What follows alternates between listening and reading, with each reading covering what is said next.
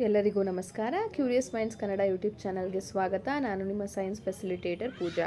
ಈ ವಿಡಿಯೋದಲ್ಲಿ ನಾವು 8ನೇ ತರಗತಿಯ 2ನೇ ಅಧ್ಯಾಯ ಅಗೋಚರ ಜೀವ ಜಗತ್ತು ನಮ್ಮ ಬರಿಗಣ್ಣಿನ ಆಚೆ ಈ ಪಾಠವನ್ನು ಸಂಪೂರ್ಣವಾಗಿ ನೋಡ್ತಾ ಹೋಗೋಣ. ಈಗ ಈ ಪಾಠನ ನಾನು ಇನ್ನು ತಡ ಮಾಡದೆ ಸ್ಟಾರ್ಟ್ ಮಾಡೋಣ.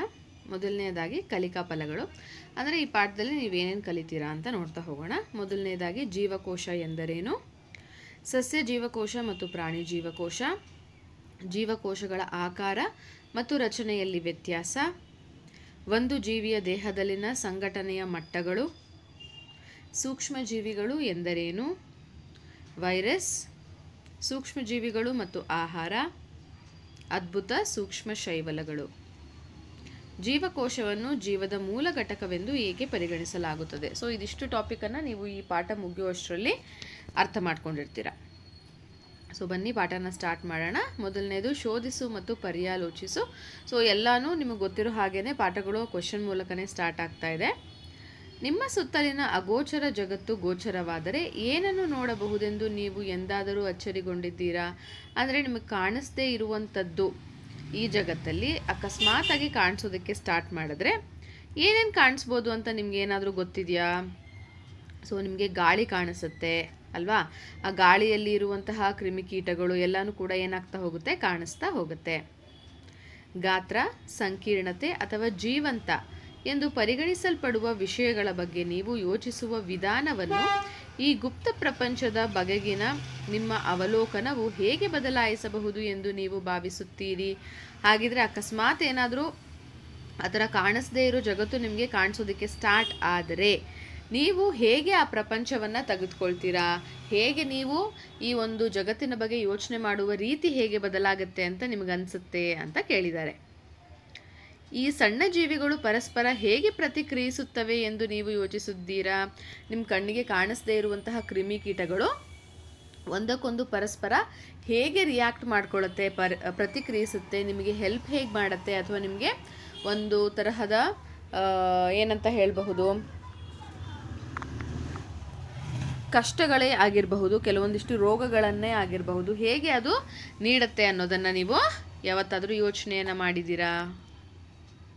ಹಾಗೆ ಮುಂದೆ ನೋಡ್ತಾ ಹೋದರೆ, ಮಾನವನ ಕಣ್ಣಿಗೆ ನಿರ್ದಿಷ್ಟ ಗಾತ್ರದ ವಸ್ತುಗಳನ್ನು ಮಾತ್ರ ನೋಡಲು ಸಾಮರ್ಥ್ಯವಿದೆ, ಹೌದಲ್ವಾ? ಯಾವುದಾದ್ರೂ ಕೆಲವೊಂದಿಷ್ಟು ವಸ್ತುಗಳನ್ನು ನೋಡುವ ಸಾಮರ್ಥ್ಯ ಮಾತ್ರ ಇರೋದು. ನಮ್ಮ ಸುತ್ತಲಿನ ಅನೇಕ ಸಣ್ಣ ವಸ್ತುಗಳು ದೀರ್ಘಕಾಲದವರೆಗೂ ಅಪರಿಚಿತವಾಗಿಯೇ ಉಳಿದಿದ್ದವು. ಸಾಕಷ್ಟು ವರ್ಷಗಳ ಕಾಲ ಹೇಗಿದ್ವು, ಎಲ್ಲ ವಸ್ತುಗಳೂ ನಮಗೆ ಕಣ್ಣಿಗೆ ಕಾಣಿಸದೇ ಇರೋ ರೀತಿ, ನಮಗೆ ಗೊತ್ತಾಗದೇ ಇರೋ ರೀತಿಯೇ ಅದು ಇತ್ತು.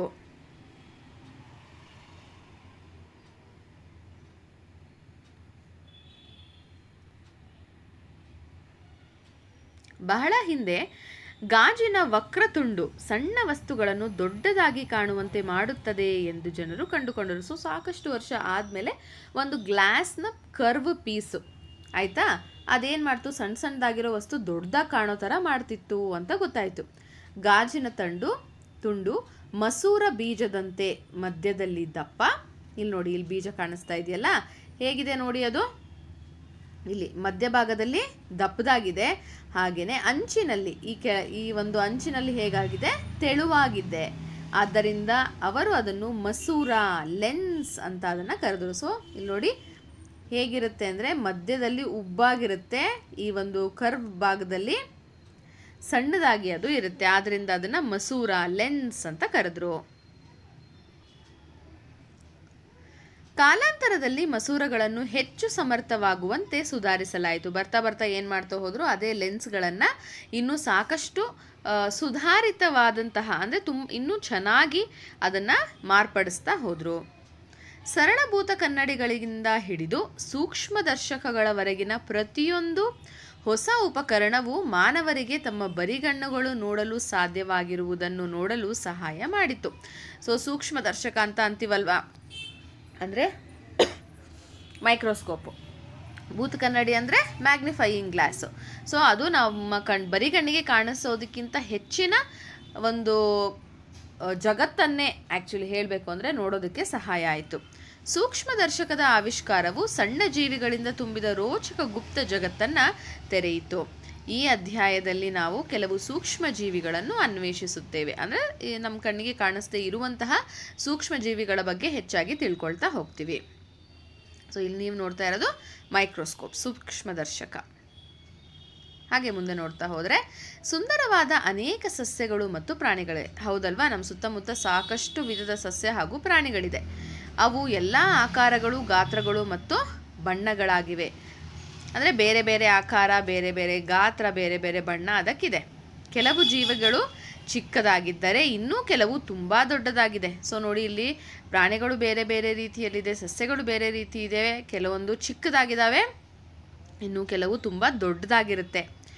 ದೈಹಿಕ ರಚನೆಯಲ್ಲಿ ಮಾತ್ರವಲ್ಲದೆ ಇತರ ಅನೇಕ ಲಕ್ಷಣಗಳಲ್ಲಿಯೂ ಈ ಜೀವಿಗಳು ಭಿನ್ನವಾಗಿವೆ.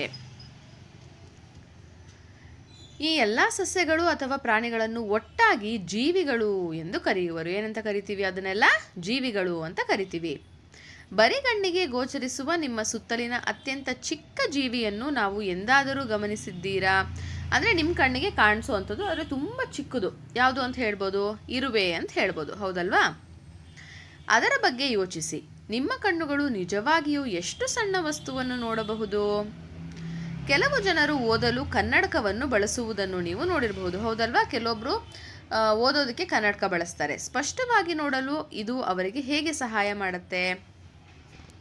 ಏನನ್ನಾದರೂ ವೀಕ್ಷಿಸಲು ನಾವು ಭೂತ ಕನ್ನಡಿಯನ್ನು ಬಳಸಿದಾಗ ಏನಾಗುತ್ತೆ? ಏನನ್ನಾದರೂ ನೋಡೋದಕ್ಕೆ ನಾವು ಈ ಥರ ಭೂತ ಕನ್ನಡಿ ಅಂದರೆ ಮ್ಯಾಗ್ನಿಫೈಯಿಂಗ್ ಗ್ಲಾಸನ್ನು ಬಳಸಿದಾಗ ಏನು ಮಾಡುತ್ತೆ? ಅದು ಸಣ್ಣದಾಗಿರೋ ಅಕ್ಷರ ಆಗಲಿ ಚಿತ್ರ ಆಗಲಿ ತುಂಬ ದೊಡ್ಡದಾಗಿ ಕಾಣುವಂತೆ ಅದು ನಮಗೆ ಹೆಲ್ಪ್ ಮಾಡುತ್ತೆ. ಚಟುವಟಿಕೆ 2.1 ನಾವೀಗ ಗಮನಿಸೋಣ. ಚಿತ್ರ 2.1ರಲ್ಲಿ ತೋರಿಸಿರುವಂತೆ ಗಾಜಿನಿಂದ ಮಾಡಿದ ದುಂಡಗಿನ ತಳವುಳ್ಳ ಫ್ಲಾಸ್ಕ್ ಅನ್ನು ತೆಗೆದುಕೊಳ್ಳಿ. ಅದನ್ನು ನೀರಿನಿಂದ ತುಂಬಿಸಿ. ಆಯಿತಾ? ಫ್ಲಾಸ್ಕ್ನ ಬಾಯಿಯನ್ನು ಕಾರ್ಕ್ನಿಂದ ಮುಚ್ಚಿ, ಅದರ ಬಾಯಿನ ಏನು ಮಾಡಬೇಕು? ನೀರು ತುಂಬಿಸಿ ಕಾರ್ಕಿಂದ ಭದ್ರಪಡಿಸಬೇಕು.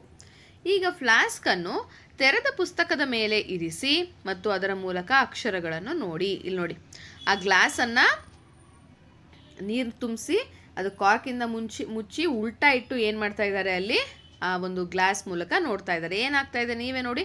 ಈ ಟೆಕ್ಸ್ಟ್ ಬುಕ್ಕಲ್ಲಿ ಇಲ್ಲಿರುವಂತಹ ಅಕ್ಷರಗಳು ಚಿಕ್ಕದಾಗಿದೆ, ಅದೇ ಇಲ್ಲಿ ಕಾಣಿಸ್ತಾ ಇರೋದು ಏನಾಗಿದೆ? ತುಂಬ ದೊಡ್ಡದಾಗಿ ಕಾಣಿಸ್ತಾ ಇದೆ. ನೀವು ಗಮನ ಸೆಳೆಯುವಂಥದ್ದನ್ನು ಏನಾದರೂ ಗಮನಿಸಿದ್ದೀರಾ? ಏನಾದರೂ ತುಂಬ ಕ್ಯೂರಿಯಾಸಿಟಿ ಅಥವಾ ಕುತೂಹಲ ಇರೋದೇನಾದರೂ ನೋಡಿದ್ರಾ? ಹೌದು, ಫ್ಲಾಸ್ಕ್ ಮೂಲಕ ನೋಡಿದಾಗ ಅಕ್ಷರಗಳು ದೊಡ್ಡದಾಗಿ ಕಾಣುತ್ತವೆ. ಹೇಗೆ ಕಾಣುತ್ತೆ? ಗ್ಲಾಸಿಂದನಾ? ಅಲ್ಲ, ನೀರಿನಿಂದ ತುಂಬಿದ ಫ್ಲಾಸ್ಕ್ ಭೂತ ಕನ್ನಡಿಯಂತೆ ವರ್ತಿಸುವುದರಿಂದ ಹೀಗೆ ಉಂಟಾಗುತ್ತದೆ. ಸೊ ಆ ಫ್ಲಾಸ್ಕ್ ಒಳಗಡೆ ನೀರು ತುಂಬಿದ್ರಲ್ಲ, ಆ ನೀರು ಏನು ಮಾಡುತ್ತೆ?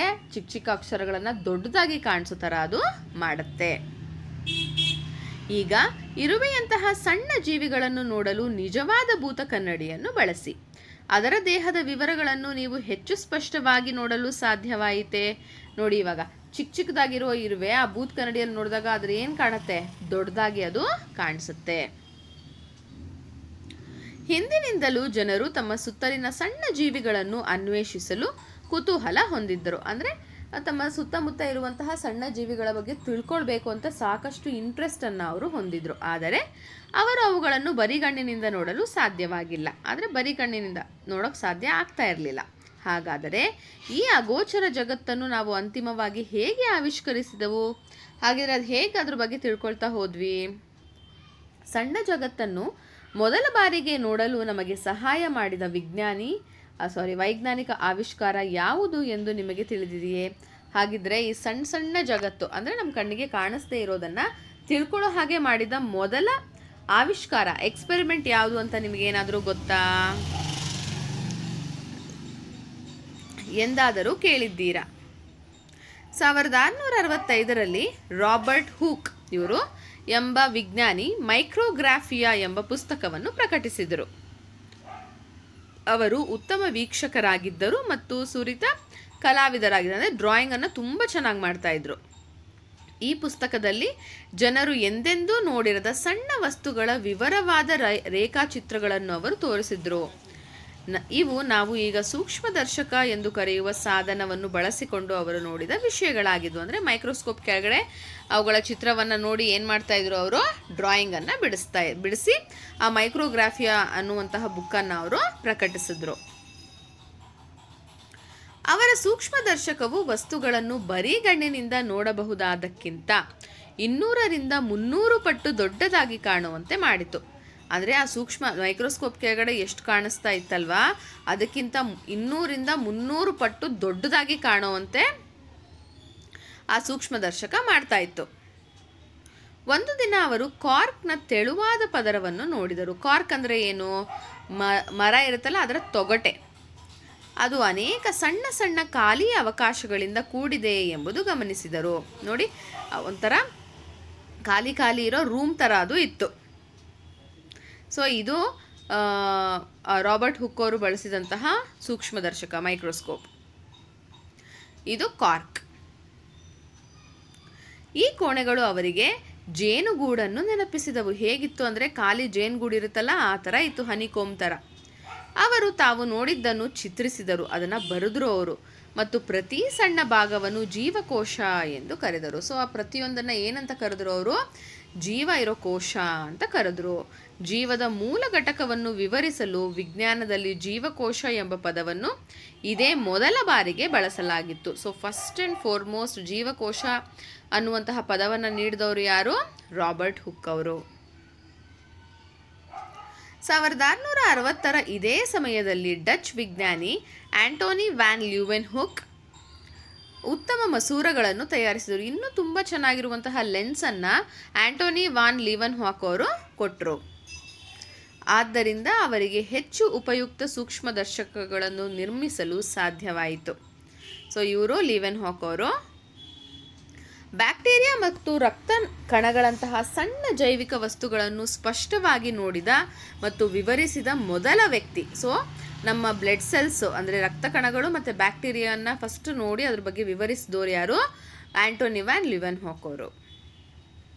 ಸೊ ಇದು ಅವರು ಬಳಸಿದಂತಹ ಸೂಕ್ಷ್ಮದರ್ಶಕ. ಈ ಕಾರಣದಿಂದಾಗಿ ಅವರನ್ನು ಸೂಕ್ಷ್ಮ ಜೀವಶಾಸ್ತ್ರದ ಪಿತಾಮಹ ಎಂದು ಕರೆಯುವರು. ಯಾರನ್ನ? ಆಂಟೋನಿ ವ್ಯಾನ್ ಲಿವನ್ ಹಾಕ್ ಅವ್ರನ್ನ. ಜೀವಕೋಶ ಎಂದರೇನು? ಸೊ ಇಲ್ಲಿವರೆಗೂ ನಾವು ಜೀವಕೋಶ ಇದೆ, ಜೀವಕೋಶ ಅಂತ ಮಾತಾಡಿದ್ವಲ್ವಾ? ಹಾಗಿದ್ರೆ ಆ ಜೀವಕೋಶ ಅಂದರೆ ಏನು ಅಂತ ನೋಡೋಣ. ಎಲ್ಲ ಜೀವಿಗಳು ಜೀವಕೋಶಗಳಿಂದ ಮಾಡಲ್ಪಟ್ಟಿವೆ. ಜೀವಿ ಅಂತ ಕರಿಬೇಕು ಅಂದರೆ ಅವು ಜೀವಕೋಶವನ್ನು ಹೊಂದಿರುತ್ತೆ. ಜೀವಿಗಳು ನಿಜವಾಗಿ ಹೇಗೆ ಕಾಣುತ್ತವೆ ಎಂದು ನಿಮಗೆ ಆಶ್ಚರ್ಯವಾಗಬಹುದು. ಅಂದರೆ ಜೀವಕೋಶ ಹೇಗೆ ಕಾಣಿಸುತ್ತೆ? ಒಂದು ಸೂಕ್ಷ್ಮದರ್ಶಕವನ್ನು ಬಳಸಿಕೊಂಡು ಜೀವಕೋಶದ ಮೂಲ ರಚನೆಯನ್ನು ಸೂಕ್ಷ್ಮವಾಗಿ ನೋಡೋಣ. ಸೊ ಒಂದು ಮೈಕ್ರೋಸ್ಕೋಪನ್ನು ಬಳಸಿಕೊಂಡು ಜೀವಕೋಶ ಹೇಗೆ ಕಾಣಿಸುತ್ತೆ ಅನ್ನೋದನ್ನು ನಾವೀಗ ನೋಡೋಣ.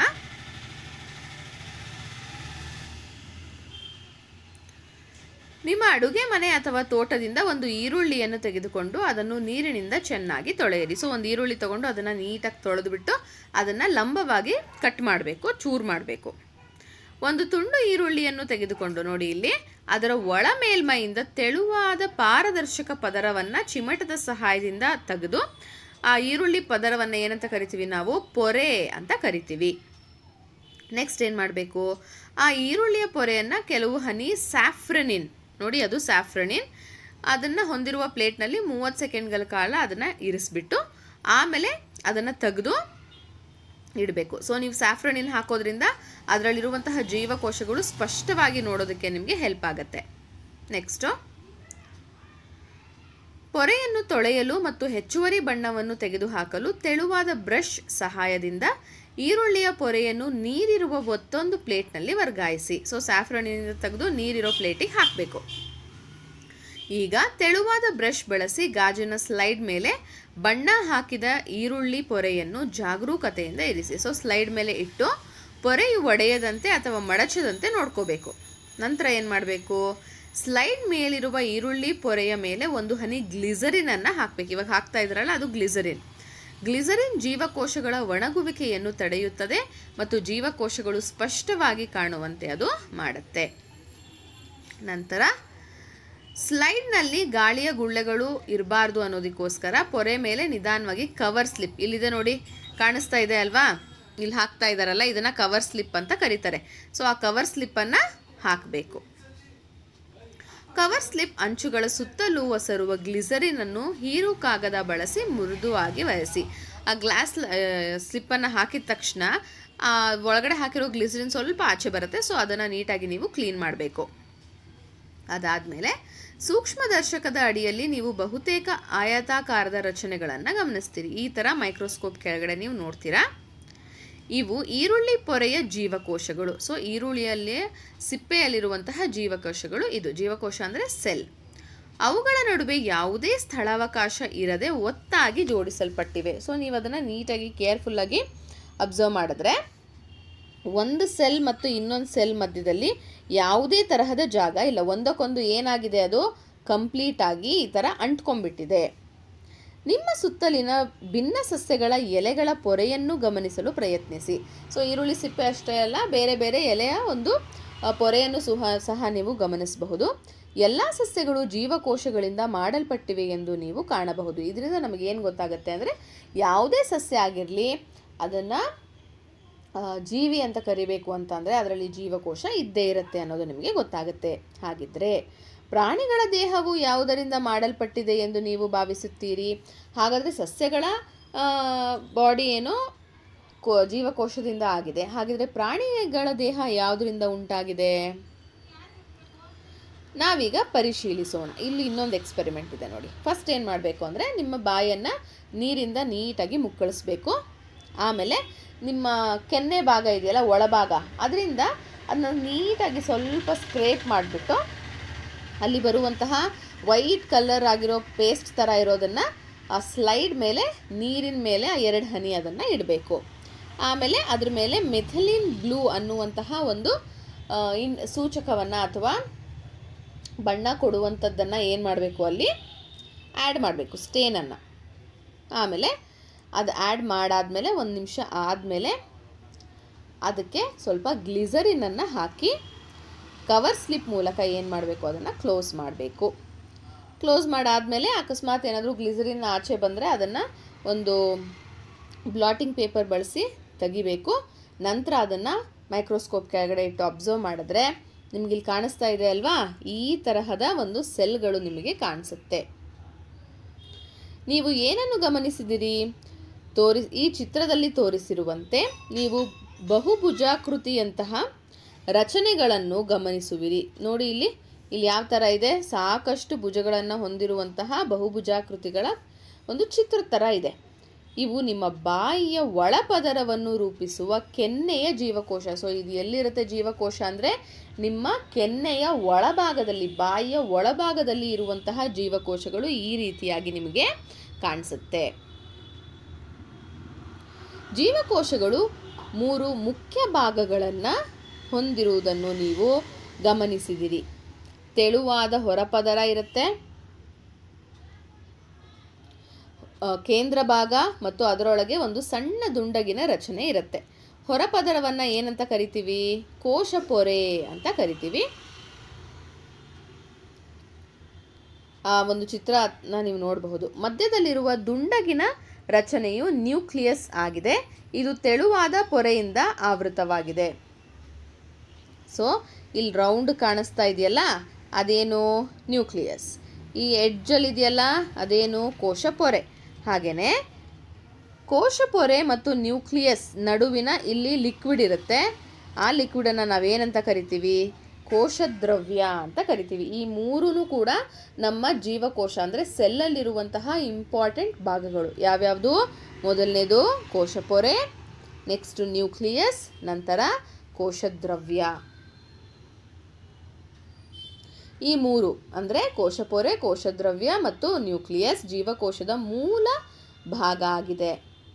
ಈರುಳ್ಳಿ ಪೊರೆಯ ಜೀವಕೋಶಗಳಂತಹ ಕೆಲವು ಜೀವಿಕೋಶಗಳು ಇವುಗಳಿಗಿಂತ ಹೆಚ್ಚುವರಿ ಹೊರಪದರವನ್ನು ಹೊಂದಿರುತ್ತೆ. ಇದನ್ನು ನಾವೇನಂತ ಕರಿತೀವಿ? ಕೋಶ ಭಿತ್ತಿ ಅಂತ ಕರಿತೀವಿ. ಅಂದರೆ ಕೋಶ ಪೊರೆಯ ಮೇಲ್ಭಾಗದಲ್ಲಿ ಇನ್ನೊಂದು ಲೇಯರ್ ಇರುತ್ತೆ, ಅದನ್ನು ಕೋಶ ಭಿತ್ತಿ ಅಂತ ಕರಿತೀವಿ. ಈ ಕೋಶ ಭಿತ್ತಿ ಬರೀ ಸಸ್ಯಗಳಲ್ಲಿ ಮಾತ್ರ ಇರುತ್ತೆ, ಪ್ರಾಣಿಗಳಲ್ಲಿ ಇರೋದಿಲ್ಲ. ಜೀವಕೋಶದಲ್ಲಿನ ಈ ರಚನೆಗಳ ಪ್ರಾಮುಖ್ಯತೆ ಏನು? ಹಾಗಿದ್ರೆ ಈ 3 ರಚನೆಗಳಿದ್ವಲ್ವಾ, ಅದು ಏನಕ್ಕಿರಬೇಕು? ಅವು ಯಾವ ಕಾರ್ಯವನ್ನು ನಿರ್ವಹಿಸುತ್ತೆ? ಜೀವದ ನಿರ್ವಹಣೆಗೆ ಈ ಕಾರ್ಯ ಮುಖ್ಯನಾ, ಇರಲೇಬೇಕಾ? ನೋಡೋಣ ಬನ್ನಿ. ಕೋಶಪೊರೆಯು ಕೋಶದ್ರವ್ಯ ಮತ್ತು ನ್ಯೂಕ್ಲಿಯಸ್ ಅನ್ನು ಸುತ್ತುವರೆದಿದೆ. ನೀವು ನೋಡಬಹುದು ಇಲ್ಲಿ, ಇದು ನ್ಯೂಕ್ಲಿಯಸ್ ಮತ್ತು ಕೋಶದ್ರವ್ಯವನ್ನು ಆಚೆ ಬಿಡದಿರೋ ಹಾಗೆ ಅದನ್ನು ಹಿಡಿದಿಟ್ಕೊಂಡಿದೆ. ಸೊ ಇಲ್ಲಿ ಮಧ್ಯದಲ್ಲಿ ನೋಡ್ತಾ ಇದ್ದು ಲಿಕ್ವಿಡ್ ಥರ ಕಾಣಿಸ್ತಾ ಇದೆಯಲ್ವಾ, ಇಲ್ಲಿ ಚಿಕ್ಕ ಚಿಕ್ಕ ಚಿಕ್ಕ ಥರ, ಅದು ಕೋಶದ್ರವ್ಯ. ಈ ಮಧ್ಯದಲ್ಲಿ ರೌಂಡ್ ರೌಂಡ್ ಕಾಣಿಸ್ತಾ ಇದೆಯಲ್ಲ, ಅದು ನ್ಯೂಕ್ಲಿಯಸ್. ಕೋಶಪೊರೆಯು ಒಂದು ಜೀವಕೋಶವನ್ನು ಇನ್ನೊಂದರಿಂದ ಬೇರ್ಪಡಿಸುತ್ತದೆ. ನೀವಿಲ್ಲಿ ನೋಡಬಹುದು, ಇದು ಒಂದು ಜೀವಕೋಶ, ಇದು ಎರಡನೇ ಜೀವಕೋಶ ಅಂತ ಕರಿತೀವಿ. ಏನಕ್ಕಂದರೆ ಕಂಪ್ಲೀಟಾಗಿ ಅದು ಸಪ್ರೇಟ್ ಮಾಡಿದೆ. ಇದು ಸೂಕ್ಷ್ಮ ರಂಧ್ರಗಳನ್ನು ಹೊಂದಿದ ಮತ್ತು ಜೀವಕ್ರಿಯೆಗಳಿಗೆ ಅಗತ್ಯವಾದ ವಸ್ತುಗಳ ಪ್ರವೇಶ ಮತ್ತು ತ್ಯಾಜ್ಯ ವಸ್ತುಗಳ ನಿರ್ಗಮನಕ್ಕೆ ಅನುವು ಮಾಡಿಕೊಡುತ್ತದೆ. ಇದು ಸಣ್ಣ ಸಣ್ಣ ಸೂಕ್ಷ್ಮ ರಂಧ್ರಗಳನ್ನು ಹೊಂದಿದೆ. ಸೊ ತ್ಯಾಜ್ಯ ವಸ್ತುಗಳನ್ನು ಏನು ಮಾಡುತ್ತೆ, ಇದು ಸೆಲ್ಲಿಂದ ಆಚೆ ಕಳಿಸುತ್ತೆ. ಆಮೇಲೆ ಅವುಗಳಿಗೆ ಬೇಕಾದಂತಹ ಒಂದು ವಸ್ತುಗಳನ್ನು ಒಳಗಡೆಗೆ ಬರೋದಕ್ಕೆ ಅನುವು ಮಾಡಿಕೊಡುವಂತಹ ಸಣ್ಣ ಸಣ್ಣ ರಂಧ್ರಗಳನ್ನು ಈ ಒಂದು ಕೋಶಪೊರೆ ಹೊಂದಿದೆ. ಹಾಗೆಯೇ ಕೋಶದ್ರವ್ಯವು ಜೀವಕೋಶದ ಇತರ ಘಟಕಗಳು ಮತ್ತು ಕಾರ್ಬೋಹೈಡ್ರೇಟ್, ಪ್ರೋಟೀನ್, ಕೊಬ್ಬು ಮತ್ತು ಖನಿಜ ಲವಣಗಳಂತಹ ಸಂಯುಕ್ತಗಳನ್ನು ಹೊಂದಿರುತ್ತೆ. ಸೊ ಕೋಶದ್ರವ್ಯ ಅದು ಲಿಕ್ವಿಡ್ ಅಂದ್ವಲ್ಲ, ಅದರಲ್ಲಿ ಏನೇನಿರುತ್ತೆ? Carbohydrate, protein, fat, minerals, salt. So ನಮ್ಗೆ ಏನೇನು ಬೇಕೋ, ಒಂದು ಜೀವ ಇದೆ ಮತ್ತು ಕಾರ್ಯಗಳು ನಡಿಬೇಕು ಅಂತ ಅಂದರೆ ಏನೇನು ಬೇಕೋ ಅದೆಲ್ಲವೂ ಕೂಡ ಕೋಶದ್ರವ್ಯದಲ್ಲಿ ಇರುತ್ತೆ. ಬಹುತೇಕ ಜೀವಕ್ರಿಯೆಗಳು ಕೋಶದ್ರವ್ಯದೊಳಗೇನೆ ನಡೆಯುತ್ತೆ. ಜೀವಕೋಶದೊಳಗೆ ನಡೆಯುವ ಎಲ್ಲ ಚಟುವಟಿಕೆಗಳನ್ನು ನ್ಯೂಕ್ಲಿಯಸ್ ನಿಯಂತ್ರಿಸುತ್ತದೆ. ಸೊ ಇಲ್ಲಿ ನೋಡಿ, ಈ ಮಧ್ಯಭಾಗದಲ್ಲಿ ಇದೆಯಲ್ಲ, ಅದನ್ನು ಇಲ್ಲಿ ದೊಡ್ಡದಾಗಿ ಕೊಟ್ಟಿದ್ದಾರೆ. ಇದು ಈ ರೌಂಡ್ಗಿದೆಯಲ್ಲ ಅದು. ಸೊ ಎಲ್ಲ ನಮ್ಮ ದೇಹದಲ್ಲಿ ನಡೆಯುವಂತಹ ಚಟುವಟಿಕೆಯನ್ನು ನಿಯಂತ್ರಿಸುವುದೇ ಈ ನ್ಯೂಕ್ಲಿಯಸ್. ಇದು ಬೆಳವಣಿಗೆಯನ್ನು ಸಹ ನಿಯಂತ್ರಣ ಮಾಡುತ್ತೆ. ಸಸ್ಯ ಜೀವಕೋಶದಲ್ಲಿ ಕಂಡುಬರುವ ಕೋಶ ಭಿತ್ತಿಯು ಸಸ್ಯಗಳಿಗೆ ದೃಢತೆ ಮತ್ತು ಶಕ್ತಿಯನ್ನು ಒದಗಿಸುತ್ತೆ. ಸೊ ಆನಿಮಲ್ ಸೆಲ್ಲಲ್ಲಿ ಅಂದರೆ ಪ್ರಾಣಿ ಜೀವಕೋಶದಲ್ಲಿ ಕೋಶ ಪೊರೆ ಮಾತ್ರ ಇರುತ್ತೆ, ಆದರೆ ಸಸ್ಯಗಳಲ್ಲಿ ಇನ್ನೊಂದು ಹೆಚ್ಚು ಪೊರೆ ಇರುತ್ತೆ, ಅದು ಕೋಶ ಭಿತ್ತಿ. ಇದೇನಕ್ಕೆ ಉಪಯೋಗ ಆಗುತ್ತೆ ಅಂದರೆ ಅವುಗಳಿಗೆ ನಿಲ್ಲೋದಕ್ಕೆ ಶಕ್ತಿಯನ್ನು ಮತ್ತು ದೃಢತೆಯನ್ನು ಕೊಡುತ್ತೆ. ಆದ್ದರಿಂದಲೇ ಎಲ್ಲ ಜೀವಕೋಶಗಳು ಪರಸ್ಪರ ಒತ್ತೊತ್ತಾಗಿ ಜೋಡಿಸಲ್ಪಟ್ಟಿವೆ. ಸೊ ಅದಕ್ಕೋಸ್ಕರ ನೀವು ಈರುಳ್ಳಿ ಸಿಪ್ಪೆನಲ್ಲಿ ನೋಡಿದ್ರಲ್ವಾ, ಅದು ಹೇಗಿತ್ತು? ಪಕ್ಕದಲ್ಲೇ ಇತ್ತು. ಸೊ ಹಾಗಿರೋದ್ರಿಂದ ಏನಾಗುತ್ತೆ, ಒಂದಕ್ಕೊಂದು ಹೆಚ್ಚಿಗೆ ಶಕ್ತಿಯನ್ನು ಅದು ಕೊಡುತ್ತೆ, ದೃಢವಾದ ರಚನೆಯನ್ನು ಇರುವಂತೆ ಅದು ಕಾಣಿಸಿ ಆಗುತ್ತೆ. ನೆಕ್ಸ್ಟ್, ಒಂದು ಹೆಜ್ಜೆ ಮುಂದಕ್ಕೆ. ಸಸ್ಯದ ಎಲ್ಲ ಭಾಗಗಳಲ್ಲಿನ ಜೀವಕೋಶಗಳು ಸಣ್ಣ ಕಣಗಳಂತಹ ರಚನೆಗಳನ್ನು ಹೊಂದಿರುತ್ತೆ. ಅದನ್ನು ನಾವು ಪ್ಲಾಸ್ಟಿಡ್ಸ್ ಅಂತ ಕರಿತೀವಿ. ಇದನ್ನು ಪ್ಲಾಸ್ಟಿಡ್ಸ್ ಅಂತೀವಿ. ಅದನ್ನ ಸ್ವಲ್ಪ ಝೂಮ್ ಮಾಡಿದ್ರೆ ಈ ಥರ ಕಾಣಿಸುತ್ತೆ. ಇಲ್ಲಿದಾವಲ್ಲ ಸಣ್ಣ ಸಣ್ಣದು, ಅದು ಪ್ಲಾಸ್ಟಿಡ್ಸ್. ಆಯಿತಾ? ನೆಕ್ಸ್ಟ್, ಕ್ಲೋರೋಪ್ಲಾಸ್ಟ್ಗಳಂತಹ ಕೆಲವು ಪ್ಲಾಸ್ಟಿಡ್ಗಳು ಕ್ಲೋರೋಫಿಲ್ ಅನ್ನು ಹೊಂದಿರುತ್ತೆ. ಇದು ಕ್ಲೋರೋಪ್ಲಾಸ್ಟ್, ಸರಿನಾ? ಇಲ್ಲಿದೆ ನೋಡಿ, ಇದು ಕ್ಲೋರೋಫಿಲ್ಲನ್ನು ಹೊಂದಿರುತ್ತೆ. ಅವು ಹಸಿರಾಗಿ ಕಾಣುವಂತೆ, ಅಂದರೆ ನಮ್ಮ ಎಲೆಗಳು ಹಸಿರಾಗಿ ಕಾಣುವಂತೆ ಮಾಡುತ್ತೆ ಮತ್ತು ದ್ಯುತಿ ಸಂಶ್ಲೇಷಣೆಗೆ ಅದು ಸಹಾಯ ಮಾಡುತ್ತೆ. ಯಾವುದು? ಕ್ಲೋರೋಫಿಲ್. ಸಸ್ಯದ ಹಸಿರಲ್ಲದ ಭಾಗದಲ್ಲಿ ಅವು ವಸ್ತುಗಳ ಸಂಗ್ರಹಣೆಗೆ ಸಹಾಯವನ್ನು ಮಾಡುತ್ತೆ. ಸಸ್ಯ ಜೀವಕೋಶಗಳು ದೊಡ್ಡದಾದ ಖಾಲಿ ಇರುವಂತೆ ಕಾಣುವ ಸ್ಥಳವನ್ನು ಸಹ ಹೊಂದಿದೆ. ಸೊ ಸಸ್ಯ ಜೀವಕೋಶದಲ್ಲಿ ಖಾಲಿ ಒಂದು ರಸದಾನಿ ಕೂಡ ಇದೆ, ಅದನ್ನ ರಸದಾನಿ ಅಂತಾರೆ. ಇಲ್ಲಿ ನೀವು ನೋಡಬಹುದು ಬ್ಲೂ ಕಲರಲ್ಲಿ ಇದೆಯಲ್ಲ, ಇಲ್ಲಿ ಇದು ಖಾಲಿ ಇರುವಂತಹ ಜಾಗ. ಇದನ್ನು ನಾವೇನಂತ ಕರಿತೀವಿ? ರಸದಾನಿ ಅಂತ ಕರಿತೀವಿ. ಇದು ಸಸ್ಯ ಜೀವಕೋಶವು ಪ್ರಮುಖ ವಸ್ತುಗಳನ್ನು ಸಂಗ್ರಹಿಸಲು, ತ್ಯಾಜ್ಯವನ್ನು ತೊಡೆದು ಹಾಕಲು ಮತ್ತು ಜೀವಕೋಶದ ಆಕಾರವನ್ನು ಕಾಪಾಡಿಕೊಳ್ಳೋದಕ್ಕೆ ಸಹಾಯ ಮಾಡುತ್ತೆ. ಇದು ಸಸ್ಯಕ್ಕೆ ಬಲ ಮತ್ತು ಬೆಂಬಲವನ್ನು ನೀಡುತ್ತೆ. ಸೊ ಇದು ದೊಡ್ಡದಾಗಿರೋದ್ರಿಂದ ತ್ಯಾಜ್ಯವನ್ನು ಕಲೆಕ್ಟ್ ಮಾಡುತ್ತೆ, ಅದಲ್ಲದೆ ಆ ಸಸ್ಯ ಜೀವಕೋಶಕ್ಕೆ ಸ್ಟ್ರೆಂತ್ ಅಂದರೆ ದೃಢತೆಯನ್ನು ಸಹ ಅದು ನೀಡುತ್ತೆ. ಪ್ರಾಣಿ ಜೀವಕೋಶಗಳಲ್ಲಿ ರಸದಾನಿಗಳು ಸಾಮಾನ್ಯವಾಗಿ ಇರೋದಿಲ್ಲ, ವ್ಯಾಕ್ಯೂಲ್ಸು ಸಾಮಾನ್ಯವಾಗಿರಲ್ಲ. ಅಕಸ್ಮಾತ್ ಇದ್ದರೆ ಅದು ತುಂಬ ಚಿಕ್ಕದಾಗಿ ಇರುತ್ತೆ. ಇಲ್ಲಿ ಕಾಣಿಸ್ತಾ ಇದೆಯಲ್ವಾ ಬ್ಲೂ ಕಲರು, ಅದು ತುಂಬ ಚಿಕ್ಕದಾಗಿ ಇರುತ್ತೆ. ಈ ಚಿಕ್ಕ ರಸದಾನಿಗಳು ನೀರಿನಲ್ಲಿ ವಿಲೀನವಾಗಿರುವ ಕೆಲವು ವಸ್ತುಗಳನ್ನು ಅದು ಸಂಗ್ರಹಿಸುತ್ತೆ. ಆದ್ದರಿಂದ ಜೀವಕೋಶವು ಕೇವಲ ದ್ರವ ತುಂಬಿದ ಸರಳ ಚೀಲವಲ್ಲ. ಇದು ಅನೇಕ ಭಿನ್ನ ಭಾಗಗಳಿಂದ ಮಾಡಲ್ಪಟ್ಟ ಸಂಕೀರ್ಣ ರಚನೆಯಾಗಿದೆ. ಪ್ರತಿಯೊಂದು ರಚನೆಯು ತನ್ನದೇ ಆದ ವಿಶೇಷ ಕಾರ್ಯವನ್ನು ನಿರ್ವಹಿಸುವುದರ ಮೂಲಕ ಇಡೀ ಕೆಲಸ ಮಾಡಲು ಇದು ಅನುವು ಮಾಡಿಕೊಡುತ್ತೆ. ಸೊ ಜೀವಕೋಶ ಅಂದರೆ ಬರೀ ಏನೋ ಲಿಕ್ವಿಡ್ ತುಂಬಿದೆ ಅಂತ ಅಲ್ಲ. ನಮ್ಮ ಇಡೀ ದೇಹ ಸದೃಢವಾಗಿ ಕೆಲಸ ಮಾಡಬೇಕು ಅಂದರೆ ಅದರಲ್ಲಿ ಪ್ರತಿ ಜೀವಕೋಶದ ಪಾತ್ರ ಬಹಳಷ್ಟು ಇದೆ. ಇಲ್ಲಿ ನೀವು ಆ ಒಂದು ಜೀವಕೋಶಗಳನ್ನು ನೋಡಬಹುದು. ನಾವೀಗ ಜೀವಕೋಶದ ಮೂಲ ರಚನೆಯನ್ನು ಅರ್ಥ ಮಾಡಿಕೊಂಡಿದ್ದೇವೆ ಮತ್ತು ಸಸ್ಯ ಹಾಗೂ ಪ್ರಾಣಿ ಜೀವಕೋಶಗಳು ಆಕಾರ ಮತ್ತು ರಚನೆಯಲ್ಲಿ ಭಿನ್ನವಾಗಿದೆ ಎಂದು ಸಹ ನಾವು ತಿಳಿದಿದ್ದೇವೆ. ನೋಡಿ, ಇಲ್ಲಿ 2 ಲೇಯರ್ ಇದೆ, ಕೋಶಭಿತ್ತಿ ಮತ್ತು ಪೊರೆ 2 ಇರೋದು. ಸೊ ಅದು ಯಾವ ಜೀವಕೋಶ? ಸಸ್ಯ ಜೀವಕೋಶ. ಇಲ್ಲಿ ಒಂದೇ ಇದೆ. ಸೊ ಇದು ಯಾವ ಜೀವಕೋಶ? ಇದು ಪ್ರಾಣಿ ಜೀವಕೋಶ. ವಿವಿಧ ಪ್ರಾಣಿ ಜೀವಕೋಶಗಳು ಆಕಾರ ಮತ್ತು ರಚನೆಯಲ್ಲಿ ಭಿನ್ನವಾಗಿದೆಯೇ? ಹಾಗಿದ್ರೆ ಸಸ್ಯ ಜೀವಕೋಶವನ್ನು ನೋಡಿದ್ವಿ. ಪ್ರಾಣಿ ಜೀವಕೋಶ ಅಂದರೆ ನಮ್ಮ ಬಾಯಲ್ಲಿರುವ ಕೆನ್ನೆಯ ಭಾಗದಲ್ಲಿರುವ ಜೀವಕೋಶವನ್ನು ನೋಡಿದ್ವಿ. ಅದರಲ್ಲಿ ರಚನೆ ಏನಾದರೂ ಬೇರೆ ಬೇರೆ ಥರ ಇದೆಯಾ? ನೋಡೋಣ ಬನ್ನಿ. ಜೀವಕೋಶಗಳ ಆಕಾರ ಮತ್ತು ರಚನೆಯಲ್ಲಿನ ವ್ಯತ್ಯಾಸ. ಮಾನವರ ಸ್ನಾಯುಕೋಶ ಮತ್ತು ನರಕೋಶವನ್ನು ಚಿತ್ರ ತೋರಿಸಿ. ಇದು ಇಲ್ಲಿರುವಂಥದ್ದು ಸ್ನಾಯುಕೋಶ, ಹಾಗೆ ಇದು ನರಕೋಶ. ಇವುಗಳಲ್ಲಿ ನೀವು ನೋಡುವ ಹೋಲಿಕೆ ಮತ್ತು ವ್ಯತ್ಯಾಸಗಳು ಯಾವುವು? ಏನೇನು ವ್ಯತ್ಯಾಸ ಕಾಣಿಸುತ್ತೆ? ಆಬ್ವಿಯಸ್ಲಿ ಆಕಾರ ತುಂಬ ಬದಲಾಗಿದೆ, ಹೌದಲ್ವಾ? ಸ್ನಾಯುಕೋಶದ ಕದಿರುನಾಕಾರದಲ್ಲಿದ್ದರೆ ನರಕೋಶವು ತುಂಬ ಉದ್ದವಾಗಿರುತ್ತದೆ ಮತ್ತು ಕವಲುಗಳನ್ನು ಹೊಂದಿದೆ. ಕದಿರುನಾಕಾರ ಅಂತಂದರೆ ಸಿಲಿಂಡ್ರಿಕಲ್, ಉದ್ದಗೆ ಈ ಥರ ಚೂಪಾಗಿರುತ್ತೆ. ಯಾವುದು? ಸ್ನಾಯು ಜೀವಕೋಶ. ಅದೇ ನರಕೋಶ ಏನಾಗಿರುತ್ತೆ? ಅದು ತುಂಬ ಉದ್ದವಾಗಿರುತ್ತೆ. ಹಾಗೆ ಏನಾಗಿದೆ? ಅದು ಸಾಕಷ್ಟು ಕವಲುಗಳನ್ನು ಸಹ ಅದು ಹೊಂದಿದೆ. ಅದೇ ರೀತಿ ಕೆಲವು ಜೀವಕೋಶಗಳು ದುಂಡಾಕಾರದಲ್ಲಿರುತ್ತವೆ, ಇನ್ನು ಕೆಲವು ಉದ್ದ ಮತ್ತು ತೆಳುವಾಗಿರುತ್ತೆ. ವಿಭಿನ್ನ ಜೀವಕೋಶಗಳಲ್ಲಿ ಜೀವಕೋಶಗಳ ಸಂಖ್ಯೆಯೂ ಬದಲಾಗುತ್ತದೆ. ಜೀವಕೋಶಗಳು ಪರಸ್ಪರ ಏಕೆ ಭಿನ್ನವಾಗಿ ಕಾಣುತ್ತವೆ? ಹಾಗಿದ್ರೆ ಈ ಜೀವಕೋಶ ಬೇರೆ ಬೇರೆ ಥರ ಇರುತ್ತೆ ಅಂದ್ವಲ್ಲ, ಅದು ಯಾಕೆ ಆ ಥರ ಬೇರೆ ಬೇರೆ ಥರ ಕಾಣಿಸುತ್ತೆ? ಒಂದು ಜೀವಕೋಶದ ಆಕಾರ ಮತ್ತು ರಚನೆಯು ಅದರ ಕಾರ್ಯಕ್ಕೆ ಸಂಬಂಧಿಸಿದೆಯೇ? ಹಾಗಿದ್ರೆ ಅದರ ಸ್ಟ್ರಕ್ಚರ್ ಅಂದರೆ ಆಕಾರ ಹಾಗೆ ರಚನೆ, ಅವುಗಳು ಮಾಡುವಂತಹ ಕೆಲಸ ಅಂದರೆ ಅದರ ಕಾರ್ಯಕ್ಕೆ ಏನಾದರೂ ಸಂಬಂಧಪಟ್ಟಿದೆಯಾ? ಜೀವಕೋಶಗಳ ವಿಶಿಷ್ಟ ಆಕಾರ, ಗಾತ್ರ ಮತ್ತು ರಚನೆಯು ಅವುಗಳ ನಿರ್ದಿಷ್ಟ ಕಾರ್ಯಗಳನ್ನು ನಿರ್ವಹಿಸಲು ಸಹಾಯ ಮಾಡುತ್ತೆ. ಹೌದು, ಅವುಗಳ ಆಕಾರ ಆಗಿರಲಿ, ಗಾತ್ರ ಆಗಿರಲಿ ಮತ್ತು ಅವುಗಳ ರಚನೆ ಆಗಿರಲಿ, ಅವು ಎಂತಹ ಕೆಲಸವನ್ನು ಮಾಡುತ್ತೆ ಅನ್ನೋದ್ರ ಮೇಲೆ ಅದೆಲ್ಲ ಡಿಪೆಂಡ್ ಆಗಿರುತ್ತೆ. ಆದರೆ ಈ ಜೀವಕೋಶಗಳು ದೇಹದಲ್ಲಿ ವಿವಿಧ ಕಾರ್ಯಗಳನ್ನು ನಿರ್ವಹಿಸಲು ಹೇಗೆ ಸಹಾಯ ಮಾಡುತ್ತೆ? ನಾವೀಗ ಅದನ್ನು ಕಂಡುಕೊಳ್ಳೋಣ. ಕೆನ್ನೆಯ ಒಳಗಿನ ಜೀವಕೋಶಗಳು ತೆಳುವಾಗಿ ಮತ್ತು ಚಪ್ಪಟೆಯಾಗಿರುವುದನ್ನು ನಾವು ನೋಡಿದ್ವಿ ಆಲ್ರೆಡಿ. ಅವು ಕೆನ್ನೆಯ ಒಳಮೈಯಲ್ಲಿ ಒಂದು ರಕ್ಷಣಾತ್ಮಕ ಪದರವನ್ನು ರೂಪಿಸುತ್ತೆ.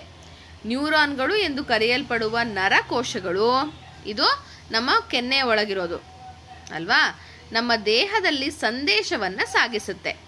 ಉದ್ದವಾದ ಆಕಾರ ಮತ್ತು ಕವಲುಗಳ ರಚನೆಯು ದೇಹದ ವಿವಿಧ ಭಾಗಗಳನ್ನು ತಲುಪಲು ಮತ್ತು ಸಂದೇಶಗಳನ್ನು ತ್ವರಿತವಾಗಿ ರವಾನಿಸಲು ಸಹಾಯ ಮಾಡುತ್ತೆ. ಸೊ ಇದು ಹೇಗಿದೆ ಸ್ಟ್ರಕ್ಚರು? ಉದ್ದವಾಗಿದೆ, ಕವಲಿದೆ ಅಲ್ವಾ. ಸೊ ಏನು ಮಾಡುತ್ತೆ? ನಮ್ಮ ಇಡೀ ದೇಹಕ್ಕೆ ಸಂದೇಶ ತಲುಪಿಸೋದಕ್ಕೆ ಇದು ಹೆಲ್ಪ್ ಮಾಡುತ್ತೆ. ಅದೇ ರೀತಿ ಸಸ್ಯ ಜೀವಕೋಶಗಳು ಸಹ ಭಿನ್ನತೆಯನ್ನು ತೋರಿಸುತ್ತೆ. ಸಸ್ಯಗಳಲ್ಲಿಯೂ ಸಹ ಜೀವಕೋಶಗಳು ಆಯತಾಕಾರದಲ್ಲಿರುತ್ತೆ, ಉದ್ದವಾಗಿರುತ್ತೆ, ಅಂಡಾಕಾರದಲ್ಲಿ ಮತ್ತು ಕೊಳವೆಯಂತೆ ಕೂಡ ಅಲ್ಲಿ ಇರುತ್ತೆ. ಕೆಲವು ಸಸ್ಯ ಜೀವಕೋಶಗಳು ಉದ್ದವಾದ ಕೊಳವೆಯನ್ನು ರೂಪಿಸುತ್ತೆ. ಇಲ್ಲಿ ನೀವು ಚಿತ್ರದಲ್ಲಿ ನೋಡ್ತಾ ಇದ್ದೀರಾ. ಅವು ಸಸ್ಯದ ಎಲ್ಲ ಭಾಗಗಳಿಗೆ ನೀರು ಸಾಗಿಸಲು ಸಹಾಯ ಮಾಡುತ್ತೆ. ಕೆಲವೊಂದಿಷ್ಟು ನೀರನ್ನು ಸಾಗಿಸುತ್ತೆ, ಕೆಲವೊಂದಿಷ್ಟು ಆಹಾರವನ್ನು ಸಾಗಿಸಲು ಅದು ಸಹಾಯವನ್ನು ಮಾಡುತ್ತೆ. ನೀವು ಈಗಾಗಲೇ 7ನೇ ತರಗತಿಯಲ್ಲಿ ಜೀರ್ಣಾಂಗ ವ್ಯೂಹದ ಬಗ್ಗೆ ಅಧ್ಯಯನ ಮಾಡಿದಿರಿ, ಅಂದರೆ ಡೈಜೆಸ್ಟಿವ್ ಸಿಸ್ಟಮ್. ಜೀರ್ಣಾಂಗ ವ್ಯೂಹದ ವಿಭಿನ್ನ ಭಾಗಗಳು ವಿಭಿನ್ನ ರೀತಿಯ ಜೀವಕೋಶಗಳಿಂದ ಮಾಡಲ್ಪಟ್ಟಿದೆ, ಹೌದಲ್ವಾ? ಯಾವ್ಯಾವುದು? ಅನ್ನನಾಳ ಆಗಿರಬಹುದು, ಹೊಟ್ಟೆ, ಸಣ್ಣ ಕರುಳು, ದೊಡ್ಡ ಕರುಳು, ಅವೆಲ್ಲವೂ ಕೂಡ ಏನು ಬೇರೆ ಬೇರೆ ಜೀವಕೋಶಗಳಿಂದ ಮಾಡಲ್ಪಟ್ಟಿದೆ. ಅನ್ನನಾಳದಲ್ಲಿ ಸ್ನಾಯು ಜೀವಕೋಶಗಳ ಒಂದು ಗುಂಪನ್ನು ನಾವು ನೋಡಬಹುದು. ಈ ಜೀವಕೋಶಗಳು ಒಂದು ಅಲೆಯಂತೆ ಸಂಕುಚನ ಮತ್ತು ವಿಕಸನಗಳ ಚಲನೆಯ ಮೂಲಕ ಆಹಾರವನ್ನು ಜಠರಕ್ಕೆ ತಳ್ಳುತ್ತೆ. ಸೊ ಸಂಕುಚನ ವಿಕಸನ ಅಂತಂದರೆ ಏನು? ಇದನ್ನು ನಾವು ಅನ್ನನಾಳ ಅಂದ್ಕೊಂಡ್ರೆ ಅನ್ನದ ತುತ್ತು ಇಲ್ಲಿ ಹೋದರೆ ಏನು ಮಾಡುತ್ತೆ ಗೊತ್ತಾ? ಇದು ಪ್ರೆಷರನ್ನು ಉಂಟು ಮಾಡುತ್ತೆ, ಅಂದರೆ ಚಿಕ್ಕದಾಗತ್ತೆ. ಸೊ ಆವಾಗ ಈ ಭಾಗ ಏನಾಗುತ್ತೆ? ಉಬ್ಬುತ್ತೆ. ಆವಾಗ ಅನ್ನ ಕೆಳಗಡೆ ಬರುತ್ತೆ. ಮತ್ತೆ ಏನು ಮಾಡುತ್ತೆ? ಇದು ತಳ್ಳುತ್ತೆ, ಮತ್ತೆ ಇದು ಅಗಲ ಆಗುತ್ತೆ, ಕೆಳಗಡೆ ಬರುತ್ತೆ, ಮತ್ತೆ ಇದು ತಳ್ಳುತ್ತೆ, ಹಾಗೆ ಏನಾಗ್ತಾ ಹೋಗುತ್ತೆ? ಅದು ಕೆಳಗಡೆಗೆ ಬರುತ್ತೆ. ನಿಮ್ಮ ಕೈಯನ್ನು ಮುಷ್ಟಿಯಲ್ಲಿ ಹಿಡಿದು ಬಿಗಿ ಮಾಡಿ ಬಿಟ್ಟಾಗ ಹೇಗೆ ಒಂದು ಚಲನೆ ನಿಮಗೆ ಕಾಣಿಸುತ್ತಲ್ವಾ, ಆ ರೀತಿಯಲ್ಲಿ ನಮ್ಮ ಅನ್ನನಾಳ ವರ್ಕ್ ಆಗತ್ತೆ. ಸ್ನಾಯುಕೋಶಗಳು ತೆಳು, ನಮ್ಯ ಮತ್ತು ಕದಿರುನಾಕಾರದಲ್ಲಿರುವುದರಿಂದ ಈ ರೀತಿಯ ಚಲನೆ ಸಾಧ್ಯ ಆಗತ್ತೆ. ಜಠರವು ವಿಭಿನ್ನ ಕಾರ್ಯಗಳನ್ನು ನಿರ್ವಹಿಸಲು ವಿವಿಧ ರೀತಿಯ ಜೀವಕೋಶಗಳನ್ನು ಸಹ ಹೊಂದಿದೆ. ಅಂದರೆ ಹೊಟ್ಟೆ ಭಾಗ. ಜಠರದ ಗೋಡೆಯಲ್ಲಿರುವ ಸ್ನಾಯು ಜೀವಕೋಶಗಳು ಆಹಾರವನ್ನು ಕಡೆಯಲು ಸಹಾಯ ಮಾಡುತ್ತೆ. ಕಡಿಯೋದು ಅಂದರೆ ಚರ್ನಿಂಗ್, ಮಿಕ್ಸಿ, ಅದು ಮಿಕ್ಸ್ ಮಾಡೋದಕ್ಕೆ ಸಹಾಯ ಮಾಡುತ್ತೆ. ನೆಕ್ಸ್ಟು, ಜಠರದ ಒಳಪದರದಲ್ಲಿರುವ ಇತರ ಜೀವಕೋಶಗಳು ಜೀವಕಾರಿ ರಸ, ಜೀರ್ಣಕಾರಿ ರಸ ಮತ್ತು ಆಮ್ಲವನ್ನು ಉತ್ಪಾದಿಸುತ್ತೆ. ಇನ್ನೊಂದಿಷ್ಟು ಸೆಲ್ ಏನು ಮಾಡುತ್ತೆ? ಡೈಜೆಷನ್ಗೆ ಬೇಕಾಗಿರುವಂತಹ ಆಮ್ಲ ಅಂದರೆ ಆ್ಯಸಿಡ್ಸು ಮತ್ತು ಡೈಜೆಸ್ಟಿವ್ ಜ್ಯೂಸಸ್ ಅಂದರೆ ಜೀರ್ಣ ರಸವನ್ನು ಉತ್ಪಾದಿಸಲು ಸಹಾಯ ಮಾಡುತ್ತೆ. ಇವು ಆಹಾರವನ್ನು ವಿಭಜಿಸಲು ಸಹಾಯ ಮಾಡುತ್ತೆ, ಅಂದರೆ ಡೈಜೆಷನ್ ಮಾಡಲಿಕ್ಕೆ. ಈ ಎಲ್ಲ ಜೀವಕೋಶಗಳು ಒಟ್ಟಾಗಿ ಕೆಲಸ ಮಾಡಿ ಜೀರ್ಣಕ್ರಿಯೆಯು ನಡೆಯುವಂತೆ ಮಾಡುತ್ತೆ. ಒಂದು ಜೀವಿಯ ದೇಹದಲ್ಲಿನ ಸಂಘಟನೆಯ ಮಟ್ಟಗಳು ಯಾವುವು? ಇದು ತುಂಬ ಇಂಪಾರ್ಟೆಂಟ್. ಒಂದು ಜೀವಿಯ ದೇಹವು ಸಂಕೀರ್ಣ ರೀತಿಯಲ್ಲಿ ಸಂಘಟಿತವಾಗಿದೆ. ಇಟ್ಟಿಗೆಯ ಗೋಡೆಯು ಮೂಲ ಘಟಕವಾಗಿರುವಂತೆ ಜೀವಕೋಶವು ಜೀವನದ ಮೂಲ ಘಟಕವಾಗಿದೆ. ಇಟ್ಟಿಗೆ ಇಟ್ಟರೆ ಹೇಗೆ ಒಂದು ಮನೆ ಥರ ಕಾಣಿಸುತ್ತೋ ಹಾಗೆ ಈ ಜೀವಕೋಶಗಳು ಥರ ಇಟ್ಟಿಗೆ ಥರನೇ ಅದು ಒಂದು ಜೀವಿಯ ಆಕಾರದ ಮೂಲ. ಒಂದೇ ರೀತಿಯ ಜೀವಿಕೋಶಗಳ ಗುಂಪು ಒಂದು ವಿಧದ ಅಂಗಾಂಶವನ್ನು ರೂಪಿಸುತ್ತೆ. ಸೊ ಒಂದೇ ಥರದ ಜೀವಕೋಶ, ಫಾರ್ ಎಕ್ಸಾಂಪಲ್ ಸೆಲ್ಗಳು, ಇದು ಒಂದೇ ಥರ ಇದೆ ಅಂದರೆ ಅದೆಲ್ಲ ಸೇರಿ ಏನಾಗುತ್ತೆ? ಒಂದು ಅಂಗಾಂಶ ಸೃಷ್ಟಿಯಾಗತ್ತೆ. ಆ ಅಂಗಾಂಶ ಬೇರೆ ಬೇರೆ ಇರುವ ಅಂಗಾಂಶ ಸೇರಿ ಒಂದು ಅಂಗವನ್ನು ಅದು ರೂಪಿಸುತ್ತೆ. ನಂತರ ದೇಹದ ಪ್ರಮುಖ ಕಾರ್ಯವನ್ನು ನಿರ್ವಹಿಸುವ ಅಂಗವ್ಯೂಹ ಹಲವಾರು ಅಂಗಗಳು ಒಟ್ಟಾಗಿ ಕೆಲಸ ಮಾಡಿ ಅಂಗವ್ಯೂಹವನ್ನು ಅದು ರಚಿಸಿ ಆ ಎಲ್ಲ ಅಂಗವ್ಯವಸ್ಥೆಗಳು ಒಟ್ಟಾಗಿ ಸಸ್ಯ ಮತ್ತು ಪ್ರಾಣಿಯಂತಹ ಸಂಪೂರ್ಣ ಜೀವಿಯನ್ನು ರೂಪಿಸುತ್ತೆ. ಸೊ ನೋಡಿ, ಇಲ್ಲಿ ಇದು ಒಂದು ಸೆಲ್ಲು. ಫಾರ್ ಎಕ್ಸಾಂಪಲ್ಲು ನಾವು ಹೊಟ್ಟೆ ಅಲ್ಲಿರುವಂತಹ ಸೆಲ್ಸನ್ನು, ಜೀವಕೋಶವನ್ನು ತಗೊಳ್ಳೋಣ. ಅದು ಒಂದೇ ತರಹದ ಜೀವಕೋಶಗಳೆಲ್ಲ ಸೇರಿ ಏನು ಮಾಡುತ್ತೆ ಗೊತ್ತಾ? ಒಂದು ಅಂಗಾಂಶವನ್ನು ರೂಪಿಸುತ್ತೆ. ಅದನ್ನು ಟಿಶ್ಯೂ ಅಂತ ಕರಿತೀವಿ. ಆಮೇಲೆ ಬೇರೆ ಬೇರೆ ಅಂಗಾಂಶಗಳು, ಟಿಶ್ಯೂಸು ಹೊಟ್ಟೆನಲ್ಲಿ ಅದರ ಪದರದಲ್ಲೇ ಬೇರೆ ಇರುತ್ತೆ, ಜೀರ್ಣ ರಸವನ್ನು ಸೃಷ್ಟಿಸುವಂಥದ್ದೇ ಬೇರೆ ಇರುತ್ತೆ, ಆಮೇಲೆ ಆಮ್ಲವನ್ನು ಬಿಡುಗಡೆ ಮಾಡುವಂಥದ್ದೇ ಬೇರೆ ಟಿಶ್ಯೂ ಇರುತ್ತೆ, ಸೆಲ್ಗಳಿರುತ್ತೆ, ಹೌದಲ್ವಾ? ಅದೆಲ್ಲ ಒಟ್ಟಿಗೆ ಸೇರಿ ಒಂದು ಅಂಗವನ್ನು ರೂಪಿಸುತ್ತೆ. ಈ ಅಂಗಗಳೆಲ್ಲ ಸೇರಿ ಏನು ಮಾಡುತ್ತೆ? ಒಂದು ಅಂಗವ್ಯೂಹವನ್ನು, ಡೈಜೆಸ್ಟಿವ್ ಸಿಸ್ಟಮನ್ನು ರೂಪಿಸುತ್ತೆ. ಆ ಡೈಜೆಸ್ಟಿವ್ ಸಿಸ್ಟಮ್ಮು ಹಾಗೆ brain system, heart, circulatory system, kidney, ಇದೆಲ್ಲ ಒಟ್ಟಿಗೆ ಸೇರಿ ಏನು ಮಾಡುತ್ತೆ? ಒಂದು ಪ್ರಾಣಿ ಅಥವಾ ಒಂದು ಸಸ್ಯವನ್ನು ಅದು ರೂಪಿಸುತ್ತೆ. ಸೊ ಇದು ದೇಹದಲ್ಲಿನ ಸಂಘಟನೆಯ ಮಟ್ಟ.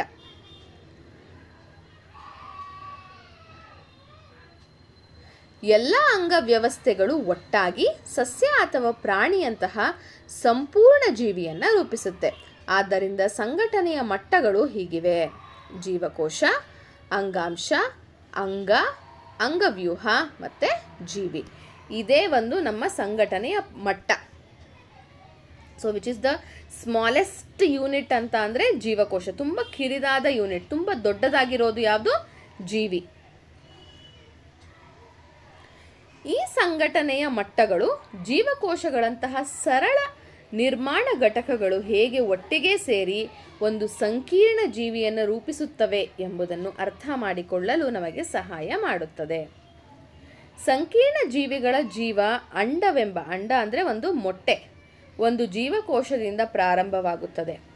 ಯಾವುದೇ ಜೀವಿಯ ಅಂಡವು ಅನೇಕ ಜೀವಕೋಶಗಳಿಂದ ಸಂಪೂರ್ಣ ಜೀವಿಯನ್ನು ರೂಪಿಸಲು ಮತ್ತೆ ಮತ್ತೆ ವಿಭಜಿಸುವ ಅದ್ಭುತ ಸಾಮರ್ಥ್ಯ. ಇದು ಒಂದು ಅಂಡ, ಇದೇನು ಮಾಡುತ್ತೆ ಗೊತ್ತಾ, ಪದೇ ಪದೇ ಈ ಥರ ಡಿವೈಡ್ ಆಗಿ ಒಂದು ಅಂಗವನ್ನು ಅಥವಾ ಒಂದು ಜೀವಿಯನ್ನು ಸೃಷ್ಟಿಸೋದಕ್ಕೆ ಅದು ಸಾಮರ್ಥ್ಯವನ್ನು ಹೊಂದಿರುತ್ತೆ. ಅಂತಹ ಜೀವಿಗಳನ್ನು ಬಹುಕೋಶೀಯ ಅಂದರೆ ಇಲ್ಲಿ ಇರುವಂತಹ ಒಂದು ಜೀವಕೋಶ ಇಲ್ಲಿ ನೋಡಿ ಸಾಕಷ್ಟು ವಿವಿಧ ಜೀವಕೋಶಗಳಾಗಿ ಅದು ವಿಭಜನೆಯನ್ನು ಹೊಂದುತ್ತೆ. ಅಂದರೆ ಸಾಕಷ್ಟು ಅಂದರೆ ಬಹಳ, ಬಹು, ಆದ್ದರಿಂದ ಅದನ್ನು ಬಹುಕೋಶೀಯ ಅಂತ ಕರಿತೀವಿ. ಮಾನವರು ಮತ್ತು ಸಸ್ಯಗಳು ಸೇರಿದಂತೆ ಎಲ್ಲ ಪ್ರಾಣಿಗಳು ಬಹುಕೋಶೀಯ ಜೀವಿಗಳಿಗೆ ಉದಾಹರಣೆ. ಎಂದಾದರೂ ಕೇಳಿದ್ದೀರಾ? ಉಷ್ಟ್ರಪಕ್ಷಿಯ ಮೊಟ್ಟೆಯ ಲೋಳೆಯ ಅಂದರೆ ಹಳದಿ ಭಾಗದ ಹಳದಿ, ಇದು ಉಷ್ಟ್ರಪಕ್ಷಿ, ಒಂದೇ ಜೀವಕೋಶ. ಅದರೊಳಗಡೆ ಇರುವಂತಹ ಯೆಲ್ಲೋ ಕಲರ್ ಪಾರ್ಟ್ ಇರುತ್ತಲ್ಲ, ಅದು ಒಂದೇ ಒಂದು ಜೀವಕೋಶ, ಒಂದೇ ಸೆಲ್. ಅದು ಜೀವ ಜಗತ್ತಿನ ಅತಿ ದೊಡ್ಡ ಜೀವಕೋಶ ಅಂದರೆ ಬರಿಗಣ್ಣಿನಲ್ಲೇ ನೋಡಬಹುದಾದಂತಹ ಅತಿ ದೊಡ್ಡ ಜೀವಕೋಶ ಯಾವುದು ಅಂದರೆ ಉಷ್ಟ್ರಪಕ್ಷಿಯ ಮೊಟ್ಟೆಯ ಒಳಭಾಗದಲ್ಲಿರುವಂತಹ ಹಳದಿ ಭಾಗ. ಇದು ಸುಮಾರು 130 mm ನಿಂದ 170 mm ವ್ಯಾಸವನ್ನು ಹೊಂದಿದೆ. ಮೊಟ್ಟೆಯು ಹೆಚ್ಚುವರಿಯಾಗಿ ಕೋಶೀಯವಲ್ಲದ ವಸ್ತುಗಳಾದ ಚಿಪ್ಪನ್ನು ರಕ್ಷಣೆಗಾಗಿ ಮತ್ತು ನಿರಂತರ ಬೆಳವಣಿಗೆ ಸಮಯದಲ್ಲಿ ಜೀವಕೋಶವನ್ನು ಪೋಷಿಸುವ ಬಿಳಿ ದ್ರವವನ್ನು ಹೊಂದಿರುತ್ತೆ. ಸೊ ಮೊಟ್ಟೆಯ ಆಚೆ ಭಾಗದಲ್ಲಿರುತ್ತಲ್ಲ, ಅದು ಆ ಒಳಗಿರುವಂತಹ ಸೆಲ್ ಅಥವಾ ಜೀವಕೋಶವನ್ನು ರಕ್ಷಣೆ ಮಾಡೋದಕ್ಕೋಸ್ಕರ ಅದು ಇರುತ್ತೆ. ನೀವು ನೋಡ್ತಾ ಇದ್ದೀರಲ್ಲ ಅದು. ಹಾಗಿದ್ರೆ ಸೂಕ್ಷ್ಮ ಜೀವಿಗಳು ಅಂದರೆ ಏನು? ಕೆಲವು ಜೀವಿಗಳು ಕೇವಲ ಒಂದು ಅಥವಾ ಕೆಲವೇ ಜೀವಕೋಶಗಳಿಂದ ಮಾಡಲ್ಪಟ್ಟಿದೆ. ಒಂದೇ ಒಂದು ಜೀವಕೋಶ ಇರುತ್ತೆ ಅಥವಾ ಎಣಿಸಬಹುದಾದಂತಹ ಜೀವಕೋಶಗಳನ್ನು ಅದು ಹೊಂದಿರುತ್ತೆ. ಅವು ಬರಿಗಣ್ಣಿನಿಂದ ನೋಡಲು ಸಾಧ್ಯವಾಗದಷ್ಟು ಚಿಕ್ಕದಾಗಿವೆ. ಇವುಗಳನ್ನು ಸೂಕ್ಷ್ಮ ಜೀವಿಗಳು ಎನ್ನುವರು. ಸೂಕ್ಷ್ಮ ಜೀವಿ ಅಂತ ಯಾಕೆ ಕರಿತೀವಿ ಅಂದರೆ ನಮಗೆ ಅದು ನಾರ್ಮಲ್ ಬರಿಗಣ್ಣಿನಿಂದ ನೋಡೋದಕ್ಕೆ ಸಾಧ್ಯ ಆಗೋದಿಲ್ಲ. ನೋಡಿ, ಇದನ್ನು ಮೈಕ್ರೋಸ್ಕೋಪ್ ಸೂಕ್ಷ್ಮ ದರ್ಶಕದಲ್ಲಿ ನೋಡಿರುವಂಥದ್ದು. ಬ್ಯಾಕ್ಟೀರಿಯಾ ಮತ್ತು ಅಮೀಬಾದಂತಹ ಕೆಲವು ಸೂಕ್ಷ್ಮ ಜೀವಿಗಳು ಕೇವಲ ಒಂದು ಜೀವಕೋಶದಿಂದ ಮಾಡಲ್ಪಟ್ಟಿದೆ. ಆದ್ದರಿಂದ ಅದನ್ನು ಏಕಕೋಶ ಅಂತೀವಿ. ಏಕ ಅಂದರೆ ಒಂದು, ಕೋಶ ಅಂದರೆ ಜೀವಕೋಶ. ಸೊ ಒಂದೇ ಜೀವಕೋಶದಿಂದ ಮಾಡಲ್ಪಟ್ಟಿರುವಂತಹ ಸಾಕಷ್ಟು ಜೀವಿಗಳನ್ನು ಏಕಕೋಶೀಯ ಜೀವಿಗಳು ಅಂತ ಕರಿತೀವಿ. ಹಾಗೆ ನೋಡೋದಾದರೆ ಶಿಲೀಂಧ್ರಗಳು ಮತ್ತು ಶೈವಲಗಳಂತಹ ಇತರ ಜೀವಿಗಳು ಅನೇಕ ಜೀವಕೋಶದಿಂದ ಮಾಡಲ್ಪಟ್ಟಿವೆ. ಆದ್ದರಿಂದ ಅದನ್ನು ಬಹುಕೋಶೀಯ ಜೀವಿಗಳು ಅಂತ ಕರಿತೀವಿ. ಅವು ನಮ್ಮ ಸುತ್ತಲೂ ನೀರು, ಮಣ್ಣು, ಗಾಳಿ ಮತ್ತು ನಮ್ಮ ದೇಹದ ಒಳಗೂ ಸಹ ಈ ಸೂಕ್ಷ್ಮ ಜೀವಿಗಳು ಕಂಡುಬರುತ್ತೆ. ಆದರೆ ಅವುಗಳ ಜೀವಕೋಶಗಳು ಹೇಗೆ ಕಾಣುತ್ತೆ? ಅವು ನಾವು ಈಗಾಗಲೇ ಕಲಿತ ಸಸ್ಯ ಮತ್ತು ಪ್ರಾಣಿಗಳ ಜೀವಕೋಶಗಳಂತೆಯೇ ಇವೆಯೇ ಅಥವಾ ಭಿನ್ನವಾಗಿದೆ? ಸೇಮ್ ನಮ್ಮ ಸಸ್ಯ ಮತ್ತು ಪ್ರಾಣಿ ಜೀವಕೋಶಗಳ ಥರನೇ ಇದೆಯಾ ಅಥವಾ ಬೇರೆ ಥರ ಇದೆಯಾ? ಸೂಕ್ಷ್ಮ ಜೀವಿಯ ಜೀವಕೋಶವನ್ನು ವೀಕ್ಷಿಸಲು ಮತ್ತು ನಾವು ಸೂಕ್ಷ್ಮದರ್ಶಕ ಅಂದರೆ ಮೈಕ್ರೋಸ್ಕೋಪನ್ನು ನಾವು ಬಳಸಬೇಕು. ಚಟುವಟಿಕೆ 2.4 ನಾವೀಗ ಕೊಳದ ನೀರು ಅಥವಾ ನಿಂತ ನೀರನ್ನು ಗಮನಿಸೋಣ. ಒಂದು ಪಾತ್ರೆಯನ್ನು ತೆಗೆದುಕೊಂಡು ಅದರಲ್ಲಿ ಕೊಳದ ನೀರು ಅಥವಾ ನಿಂತ ನೀರನ್ನು ನಿಮ್ಮ ಶಿಕ್ಷಕರು ಅಥವಾ ಹಿರಿಯರ ಸಹಾಯದಿಂದ ಸಂಗ್ರಹಿಸಿ. ಅಂದರೆ ನಿಮ್ಮ ಟೀಚರ್ಸ್ ಅಥವಾ ಪೇರೆಂಟ್ಸ್ ಸಹಾಯದಿಂದ ನೀರನ್ನು ತಗೊಳ್ಳಿ. ಹನಿಕವನ್ನು ಬಳಸಿ ಮತ್ತು ಒಂದು ಹನಿ ಕೊಳದ ನೀರು ಸೂಕ್ಷ್ಮದರ್ಶಕ ಅಥವಾ ಒಂದು ಸ್ಲೈಡ್ ಮೇಲೆ ಅದನ್ನು ಒಂದು ಡ್ರಾಪ್ ಹಾಕಿ ಕವರ್ ಸ್ಲಿಪ್ನ ಅದ್ರ ಮೇಲೆ ಇಟ್ಬಿಟ್ಟು ಅದನ್ನೇನು ಮಾಡಬೇಕು, ಮೈಕ್ರೋಸ್ಕೋಪ್ ಕೆಳಗಡೆ ನೋಡಬೇಕು. ಕೊಳದ ನೀರು ಅಥವಾ ನಿಂತ ನೀರಿನಲ್ಲಿ ಕಾಣುವ ಸಣ್ಣ ಜೀವಿಗಳನ್ನು ನಾವು ಗಮನಿಸಬೇಕು.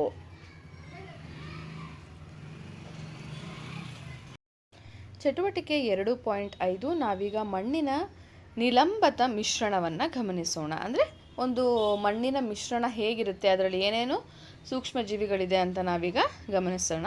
ಅದಕ್ಕೆ ಏನು ಮಾಡಬೇಕು, ಹತ್ತಿರದ ಹೊಲ ಅಥವಾ ತೋಟದಿಂದ ಸ್ವಲ್ಪ ತೇವವಾದ ಮಣ್ಣನ್ನು ಒಂದು ಬೀಕರ್ನಲ್ಲಿ ತಗೊಳ್ಳಿ. ನಿಮ್ಮ ಬರಿಗೈಯಿಂದ ಮಣ್ಣನ್ನು ಸ್ಪರ್ಶಿಸಬೇಡಿ, ಅದ್ರ ಬದಲಿಗೆ ಒಂದು ಸ್ಪೂನು ಅಥವಾ ಗ್ಲೌಸ್ ಅಂದರೆ ಕೈಗವಸನ್ನು ಬಳಸಿ. ಬೀಕರ್ಗೆ ಸ್ವಲ್ಪ ನೀರನ್ನು ಸುರಿಯಿರಿ ಮತ್ತು ಗಾಜಿನ ಕಡ್ಡಿಯಿಂದ ಕಲಕಿ. ಅಂದರೆ ಬೀಕರ್ಗೆ ಆ ಮಣ್ಣಿರುತ್ತಲ್ವ, ಆ ಬೀಕರ್ಗೆ ನೀರನ್ನು ಹಾಕ್ಬಿಟ್ಟು ಒಂದು ಗ್ಲಾಸ್ ರಾಡ್ ಅಂದರೆ ಗಾಜಿನ ಕಡ್ಡಿಯಿಂದ ಅದನ್ನು ಮಿಕ್ಸ್ ಮಾಡಿ. ಕೊಳಕಾಗಿ ಕಾಣುವ ದ್ರವವು ಮಣ್ಣಿನ ಸೂಕ್ಷ್ಮ ಕಣಗಳನ್ನು ಹೊಂದಿರುತ್ತೆ ಮತ್ತು ಇದನ್ನು ಮಣ್ಣಿನ ನಿಲಂಬಿತ ಮಿಶ್ರಣ ಅಂತ ನಾವು ಅದನ್ನು ಕರಿತೀವಿ. ಮಣ್ಣು ನೀರಲ್ಲಿ ಮಿಕ್ಸ್ ಅದನ್ನು ಮಣ್ಣಿನ ನಿಲಂಬಿತ ಮಿಶ್ರಣ ಅಂತ ಕರಿತೀವಿ. ಸ್ವಲ್ಪ ಸಮಯದವರೆಗೆ ಅದನ್ನು ಪಕ್ಕಕ್ಕೆ ಇರಿಸಿ ಮತ್ತು ಮಿಶ್ರಣವು ನೆಲೆಗೊಳ್ಳಲು ಬಿಡಿ. ಸ್ವಲ್ಪ ಹೊತ್ತು ಅದನ್ನು ಹಾಗೇ ಪಕ್ಕದಲ್ಲಿ ಇಡಬೇಕು. ಆಮೇಲೆ ಏನು ಮಾಡಬೇಕು, ಹನಿಕ ಅಂದರೆ ಡ್ರಾಪರ್ನ ಬಳಸಿ ಮೇಲೆ ನಿಂತಿರುವಂತಹ ಒಂದು ಹನಿ ನೀರನ್ನು ತಗೊಂಡು ಸ್ಲೈಡ್ ಮೇಲೆ ಹಾಕಿ ಅದರ ಮೇಲೆ ಕವರ್ ಸ್ಲಿಪ್ಪನ್ನು ಇಟ್ಬಿಟ್ಟು ಅದನ್ನು ಮೈಕ್ರೋಸ್ಕೋಪ್ ಅಂದರೆ ಸೂಕ್ಷ್ಮದರ್ಶಕದ ಕೆಳಗಡೆ ಅದನ್ನು ವೀಕ್ಷಿಸಬೇಕು. ಚಟುವಟಿಕೆ 2.4ರಲ್ಲಿ ನೀವು ನೋಡಿದಂತೆಯೇ ಚಲಿಸುತ್ತಿರುವ ಸಣ್ಣ ಜೀವಿಗಳನ್ನು ಒಂದು ಮಣ್ಣಿನ ನೀರಿನಲ್ಲಿ ನೀವು ಕಾಣಬಹುದು. ಮಣ್ಣಿನ ನಿಲಂಬಿತ ಮಿಶ್ರಣ ಸಹ ಬರಿಗಣ್ಣಿನಿಂದ ನೋಡಲು ಸಾಧ್ಯವಾಗದ ಅನೇಕ ಸಣ್ಣ ಜೀವಿಗಳನ್ನು ಒಳಗೊಂಡಿರುತ್ತೆ. ಬರಿಗಣ್ಣಿನಿಂದ ನೋಡಲು ಸಾಧ್ಯವಾಗದ ಸಣ್ಣ ಜೀವಿಗಳನ್ನು ಸೂಕ್ಷ್ಮ ಜೀವಿಗಳು ಅಥವಾ ಸೂಕ್ಷ್ಮಾಣುಗಳು ಅಂತ ಕರಿತೀವಿ.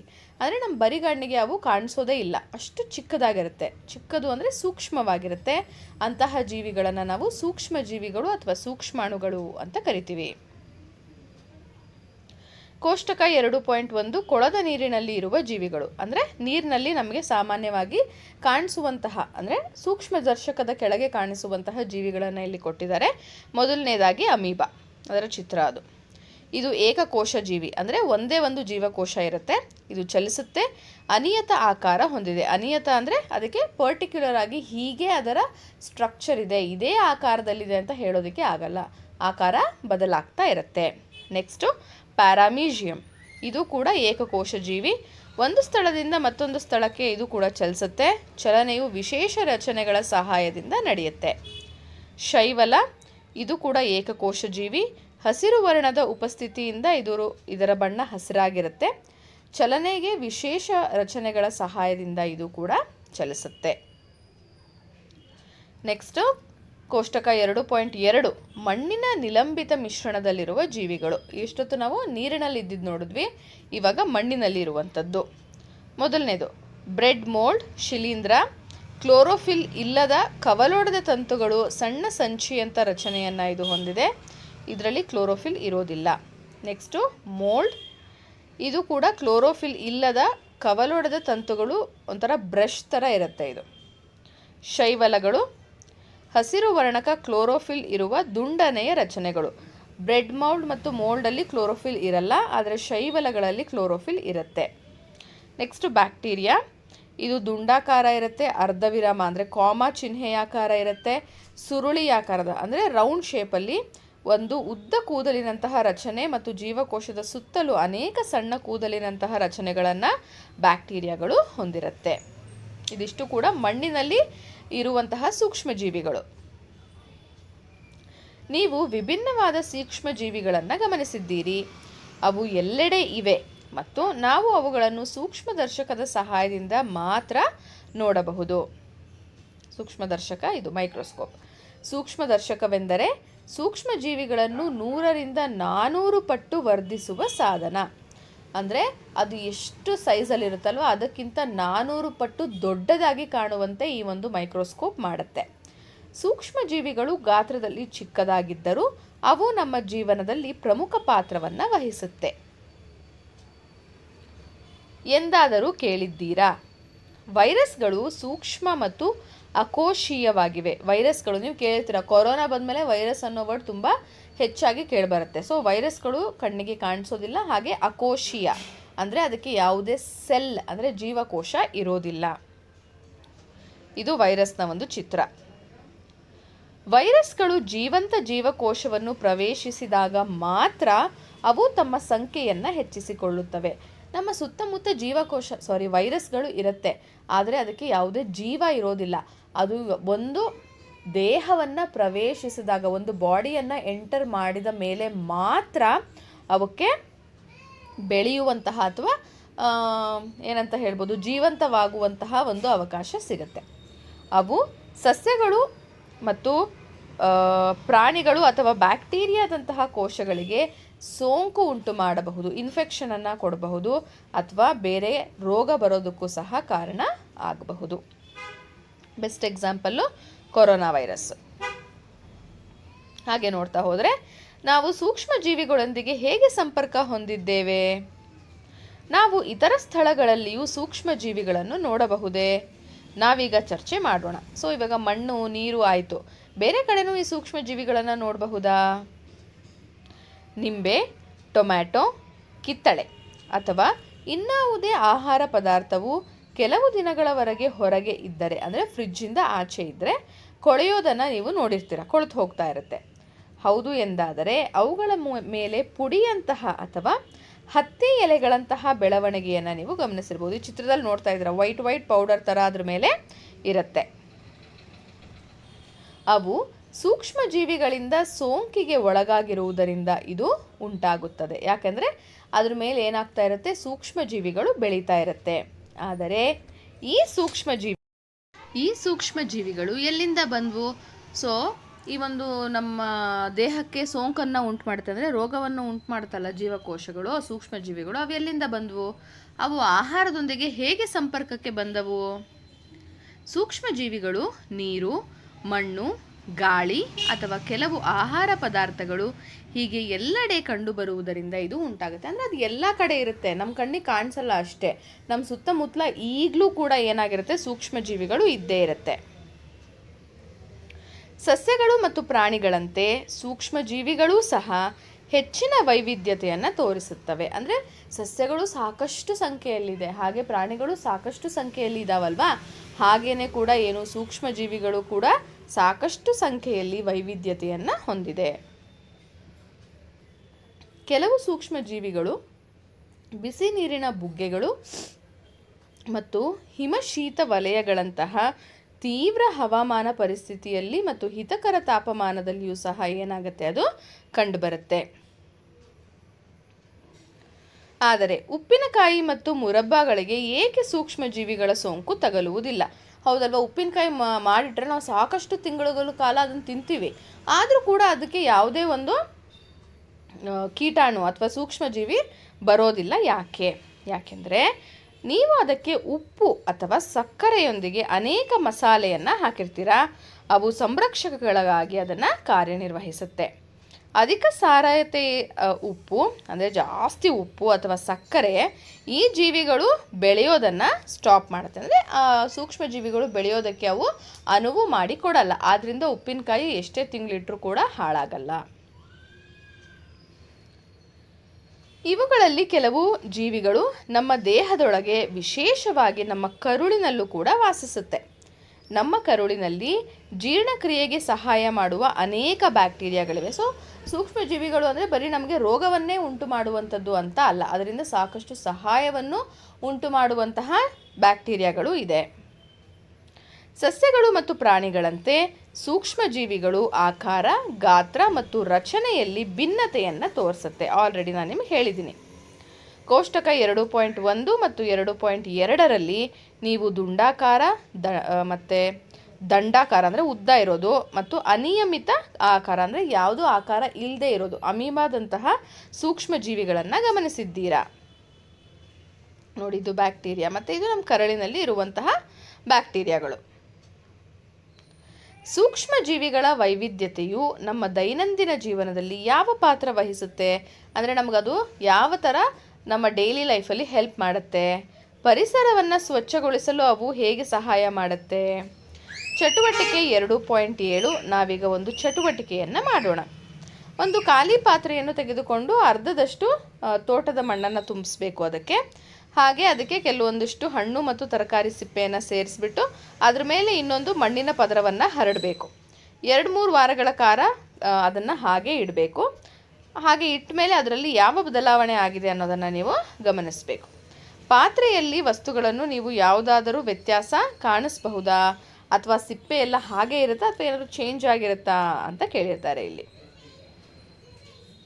ಹಣ್ಣುಗಳು ಮತ್ತು ತರಕಾರಿಗಳ ಸಿಪ್ಪೆಗಳು ಗಾಢ ಬಣ್ಣದ ವಸ್ತುವಾಗಿ ಮಾರ್ಪಟ್ಟಿರುವುದನ್ನು ನೀವು ಕಾಣಬಹುದು. ಅಂದರೆ ಡಾರ್ಕ್ ಕಲರ್ ಆಗಿ ಅದು ಚೇಂಜ್ ಆಗಿರುತ್ತೆ. ಅದನ್ನು ನಾವು ಸಾವಯವ ಗೊಬ್ಬರ, ನೋಡಿ ಈ ಥರ ಕಲರ್ ಚೇಂಜ್ ಆಗಿರುತ್ತೆ, ಅದನ್ನು ನಾವು ಸಾವಯವ ಗೊಬ್ಬರ ಅಂತ ಕರಿತೀವಿ.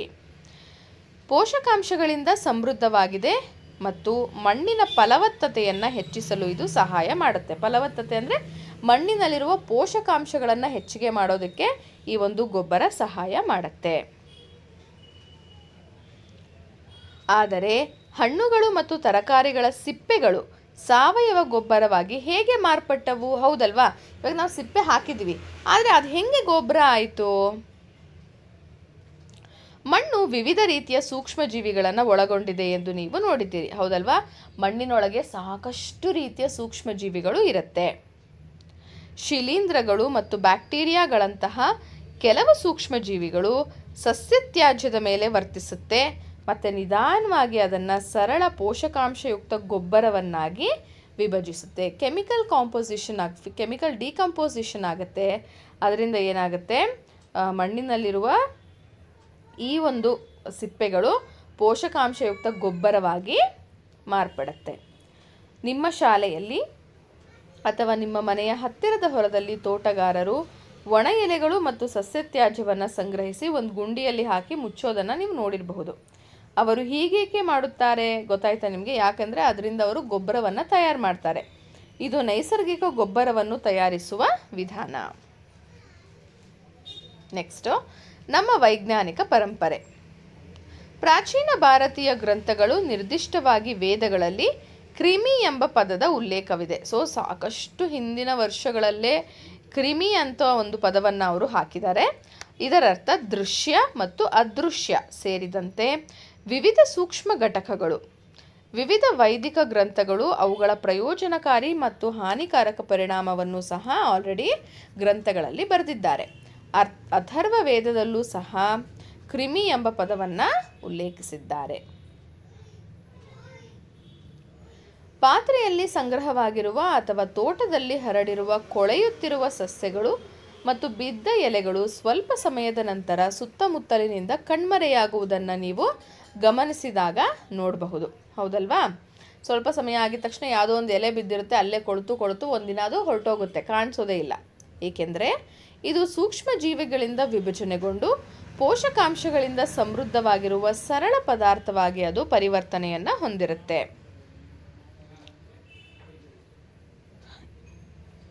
ಈ ಪೋಷಕಾಂಶಗಳು ಮರಳಿ ಮಣ್ಣಿಗೆ ಸೇರುತ್ತವೆ ಮತ್ತು ಸಸ್ಯಗಳು ಉತ್ತಮವಾಗಿ ಬೆಳೆಯಲು ಈ ಪೋಷಕಾಂಶ ಏನು ಮಾಡುತ್ತೆ, ಸಹಾಯ ಮಾಡುತ್ತೆ. ಅದೇ ಸಸ್ಯ ಮತ್ತೆ ಸತ್ತಾಗ ಅಥವಾ ಏನೋ ಒಂದು ಬಿದ್ದಾಗ ವಾಪಸ್ಸು ಪೋಷಕಾಂಶ ಆಗುತ್ತೆ. ಅದೇ ಪೋಷಕಾಂಶವನ್ನು ಬಳಸ್ಕೊಂಡು ಏನು ಮಾಡುತ್ತೆ, ಇನ್ನೊಂದು ಮರ ಅಥವಾ ಗಿಡ ಬೆಳೆಯುತ್ತೆ. ಅದರಲ್ಲಿರೋ ಎಲೆಗಳು ಮತ್ತೆ ಬೀಳುತ್ತೆ, ಗೊಬ್ಬರ ಆಗುತ್ತೆ, ಪೋಷಕಾಂಶ ಕೊಡುತ್ತೆ, ಮತ್ತೆ ಇನ್ನೊಂದು ಬೆಳೆಯುತ್ತೆ. ಇದು ಒಂದು ಚಕ್ರದ ಥರ ನಡೀತಾನೆ ಇರುತ್ತೆ. ಸೂಕ್ಷ್ಮ ಜೀವಿಗಳು ಸತ್ತ ಪ್ರಾಣಿಗಳ ದೇಹವನ್ನು ಸಹ ವಿಭಜಿಸುತ್ತೆ. ಬರೀ ಸಸ್ಯಗಳನ್ನಷ್ಟೇ ಅಲ್ಲ, ಸತ್ತು ಬಿದ್ದಂತಹ ಪ್ರಾಣಿಗಳ ದೇಹವನ್ನು ಕೂಡ ಅದೇನು ಮಾಡುತ್ತೆ, ವಿಭಜನೆಯನ್ನು ಮಾಡುತ್ತೆ, ಅಂದರೆ ಡಿಕಂಪೋಸ್ ಮಾಡುತ್ತೆ. ಆದ್ದರಿಂದ ಸೂಕ್ಷ್ಮ ಜೀವಿಗಳು ತ್ಯಾಜ್ಯವನ್ನು ಮರುಬಳಕೆ ಮಾಡಲು ಮತ್ತು ಪ್ರಮುಖ ಪೋಷಕಾಂಶಗಳನ್ನು ನಿಸರ್ಗಕ್ಕೆ ಹಿಂತಿರುಗಿಸಲು ಸಹಾಯ ಮಾಡುತ್ತೆ. ಯಾವುದೋ ಒಂದು ಇದು ನೋಡಿ, ಇವಾಗ ಸತ್ತಂತಹ ಪ್ರಾಣಿಗಳು ಕೊಳಿದೆ ಹಾಗೆ ಇದ್ಬಿಟ್ಟಿದ್ರೆ ನಮ್ಮ ಒಂದು ಭೂಮಿಯ ಸುತ್ತ ಬರೀ ಕೊಳತಂತಹ ದೇಹಗಳೇ ಇರ್ತಾ ಇತ್ತೇನೋ, ಸತ್ತಿರೋ ದೇಹಗಳೇ ಇರ್ತಾ ಇತ್ತು ಅಕಸ್ಮಾತ್ ಈ ಸೂಕ್ಷ್ಮ ಜೀವಿಗಳು ಇಲ್ಲ ಅಂದರೆ, ಹೌದಲ್ವಾ? ಅವೇನು ಮಾಡ್ತವೆ, ಪ್ರತಿಯೊಂದನ್ನು ಸಹ ಕೊಳೆಯೋದಕ್ಕೆ ಸಹಾಯ ಮಾಡಿ ಭೂಮಿಗೆ ಮತ್ತೆ ಪೋಷಕಾಂಶವನ್ನು ಹಿಂತಿರುಗುವಂತೆ ಮಾಡುತ್ತೆ. ಸೂಕ್ತ ತಾಪಮಾನ ಮತ್ತು ಸೂಕ್ತ ತೇವಾಂಶ ಮಟ್ಟದಲ್ಲಿ ಸಾವಯವ ಗೊಬ್ಬರ ಉಂಟಾಗುತ್ತೆ. ಎಲ್ಲ ಕಡೆ ಅದಾಗಲ್ಲ. ಸೂಕ್ತವಾಗಿರೋ ಟೆಂಪರೇಚರು, ತಾಪಮಾನ ಇರಬೇಕು, ಸೂಕ್ತವಾಗಿರುವಂತಹ ಮಾಯಿಶ್ಚರ್ ಅಂದರೆ ತೇವಾಂಶ ಇದ್ದಾಗ ಮಾತ್ರ ಈ ಗೊಬ್ಬರ ಉಂಟಾಗತ್ತೆ. ಈಗ ಬ್ಯಾಕ್ಟೀರಿಯಾ ಮತ್ತು ಕೆಲವು ಶಿಲೀಂಧ್ರಗಳು ನಮ್ಮ ಜೀವನದಲ್ಲಿ ಪ್ರಮುಖ ಪಾತ್ರ ವಹಿಸುವ ಸೂಕ್ಷ್ಮ ಜೀವಿಗಳ ವಿಧಗಳಾಗಿವೆ ಎಂದು ಅರ್ಥ ಮಾಡಿಕೊಂಡಿರಬಹುದು. ಎಲ್ಲ ಸೂಕ್ಷ್ಮ ಜೀವಿಗಳು ಸಹ ನಮಗೆ ರೋಗವನ್ನು ಉಂಟು ಮಾಡಲ್ಲ.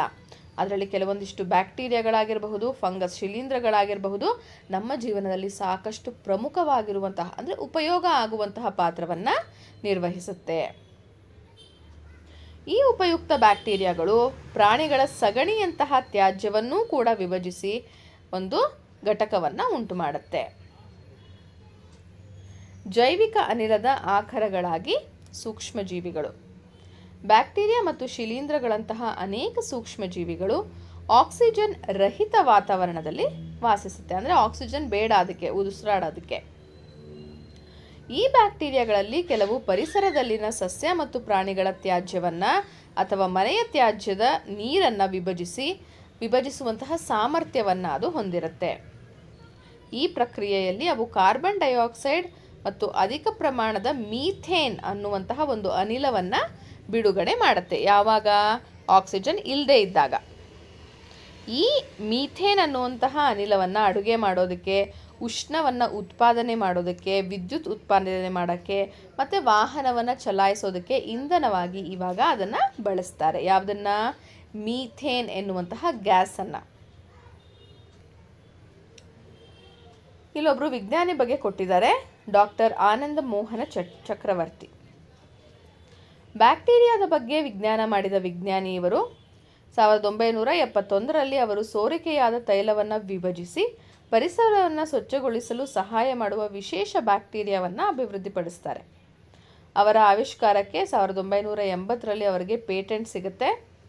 ಪೇಟೆಂಟ್ ಅಂದರೆ ಒಬ್ಬ ವ್ಯಕ್ತಿಗೆ ನೀಡಲಾದ ಕೃತಿ ಸ್ವಾಮ್ಯ. ಅಂದರೆ ಬೇರೆ ಯಾರೂ ಕೂಡ ಆ ಆವಿಷ್ಕಾರವನ್ನು ಅವರ ಅನುಮತಿ ಇಲ್ಲದೆ ನಕಲು ಮಾಡಲು ಸಾಧ್ಯ ಆಗಲ್ಲ ಅಂತ. ಮಾಲಿನ್ಯದಂತಹ ಪರಿಸರ ಸಮಸ್ಯೆಗಳನ್ನು ಪರಿಹರಿಸಲು ಸೂಕ್ಷ್ಮ ಜೀವಿಗಳನ್ನು ಹೇಗೆ ಬಳಸಬಹುದು ಎಂಬುದನ್ನು ಅವರು ಕೆಲಸ ತೋರಿಸಿದೆ.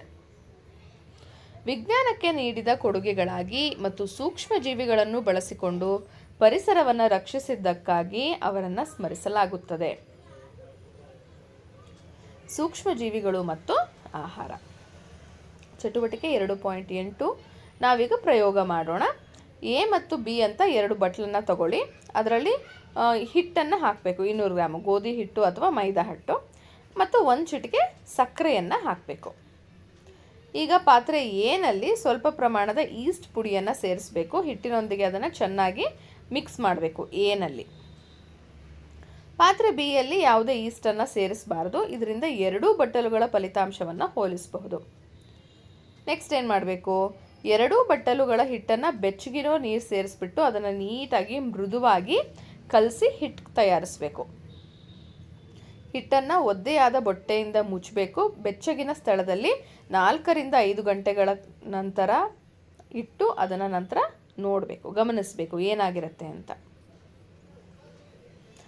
ಸ್ವಲ್ಪ ಸಮಯದ ನಂತರ ಈಸ್ಟ್ ಇಲ್ಲದ ಹಿಟ್ಟಿಗೆ ಹೋಲಿಸಿದಾಗ ಈಸ್ಟ್ ಸೇರಿಸಿದ ಎ ಬೊಟ್ಟಲಿನ ಹಿಟ್ಟು ಸ್ವಲ್ಪ ಏನಾಗಿರುತ್ತೆ?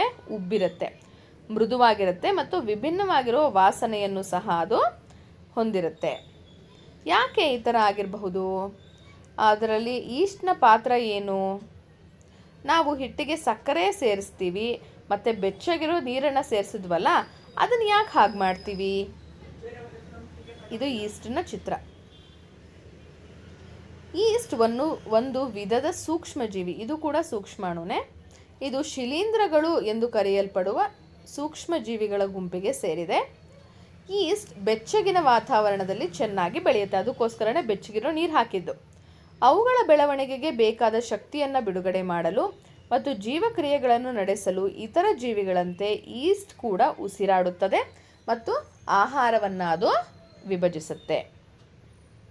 ಈ ಪ್ರಕ್ರಿಯೆಯಲ್ಲಿ ಕಾರ್ಬನ್ ಡೈಆಕ್ಸೈಡ್ ಏನು ಮಾಡುತ್ತೆ? ರಿಲೀಸ್ ಆಗುತ್ತೆ. ಇದು ಗುಳ್ಳೆಗಳನ್ನು ಉಂಟು ಮಾಡುತ್ತೆ. ಅದು ಹಿಟ್ಟನ್ನು ಉಬ್ಬೋ ಥರ ಮಾಡುತ್ತೆ. ಸೊ ನೀವಲ್ಲಿ ನೋಡ್ತಾ ಇದ್ದೀರಲ್ವ, ಏನಕ್ಕೆ ಉಬ್ಬುತ್ತೆ ಅಂದರೆ ಅದರಲ್ಲಿ ಕಾರ್ಬನ್ ಡೈಆಕ್ಸೈಡ್ ಜಾಸ್ತಿ ಉಂಟಾಗುತ್ತೆ.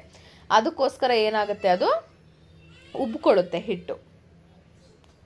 ನಂತರ ಈ ಪ್ರಕ್ರಿಯೆಯಲ್ಲಿ ಈಸ್ಟ್ ಸ್ವಲ್ಪ ಪ್ರಮಾಣದ ಆಲ್ಕೋಹಾಲನ್ನು ಸಹ ಬಿಡುಗಡೆ ಮಾಡುತ್ತೆ. ಅದಕ್ಕೋಸ್ಕರ ಹಿಟ್ಟಿಗೆ ಸ್ವಲ್ಪ ವಿಭಿನ್ನ ವಾಸನೆಯನ್ನು ಅದು ಕೊಡುತ್ತೆ. ಉಬ್ಬೋದು ಯಾಕೆ? ಅದು ಕಾರ್ಬನ್ ಡೈಆಕ್ಸೈಡ್ ರಿಲೀಸ್ ಮಾಡೋದ್ರಿಂದ. ವಾಸನೆ ಯಾಕೆ ಚೇಂಜ್ ಆಗುತ್ತೆ? ಅದು ಆಲ್ಕೋಹಾಲನ್ನು ರಿಲೀಸ್ ಮಾಡೋದ್ರಿಂದ. ಈಸ್ಟ್ನ ಈ ವಿಶೇಷ ಗುಣಗಳನ್ನು ಬ್ರೆಡ್ ಮತ್ತು ಕೇಕ್ ಮತ್ತಿತರ ವಸ್ತುಗಳನ್ನು ತಯಾರಿಸೋದಕ್ಕೆ ಅದು ಬಳಸ್ತಾರೆ. ಯಾಕಂದರೆ ಮೆತ್ತಗೆ ಬರುತ್ತಲ್ವಾ, ಮೆತ್ತಗೆ ಆಗಬೇಕು ಅಂದರೆ ಈ ಥರ ಈಸ್ಟನ್ನು ಅವರು ಸೇರಿಸ್ತಾರೆ.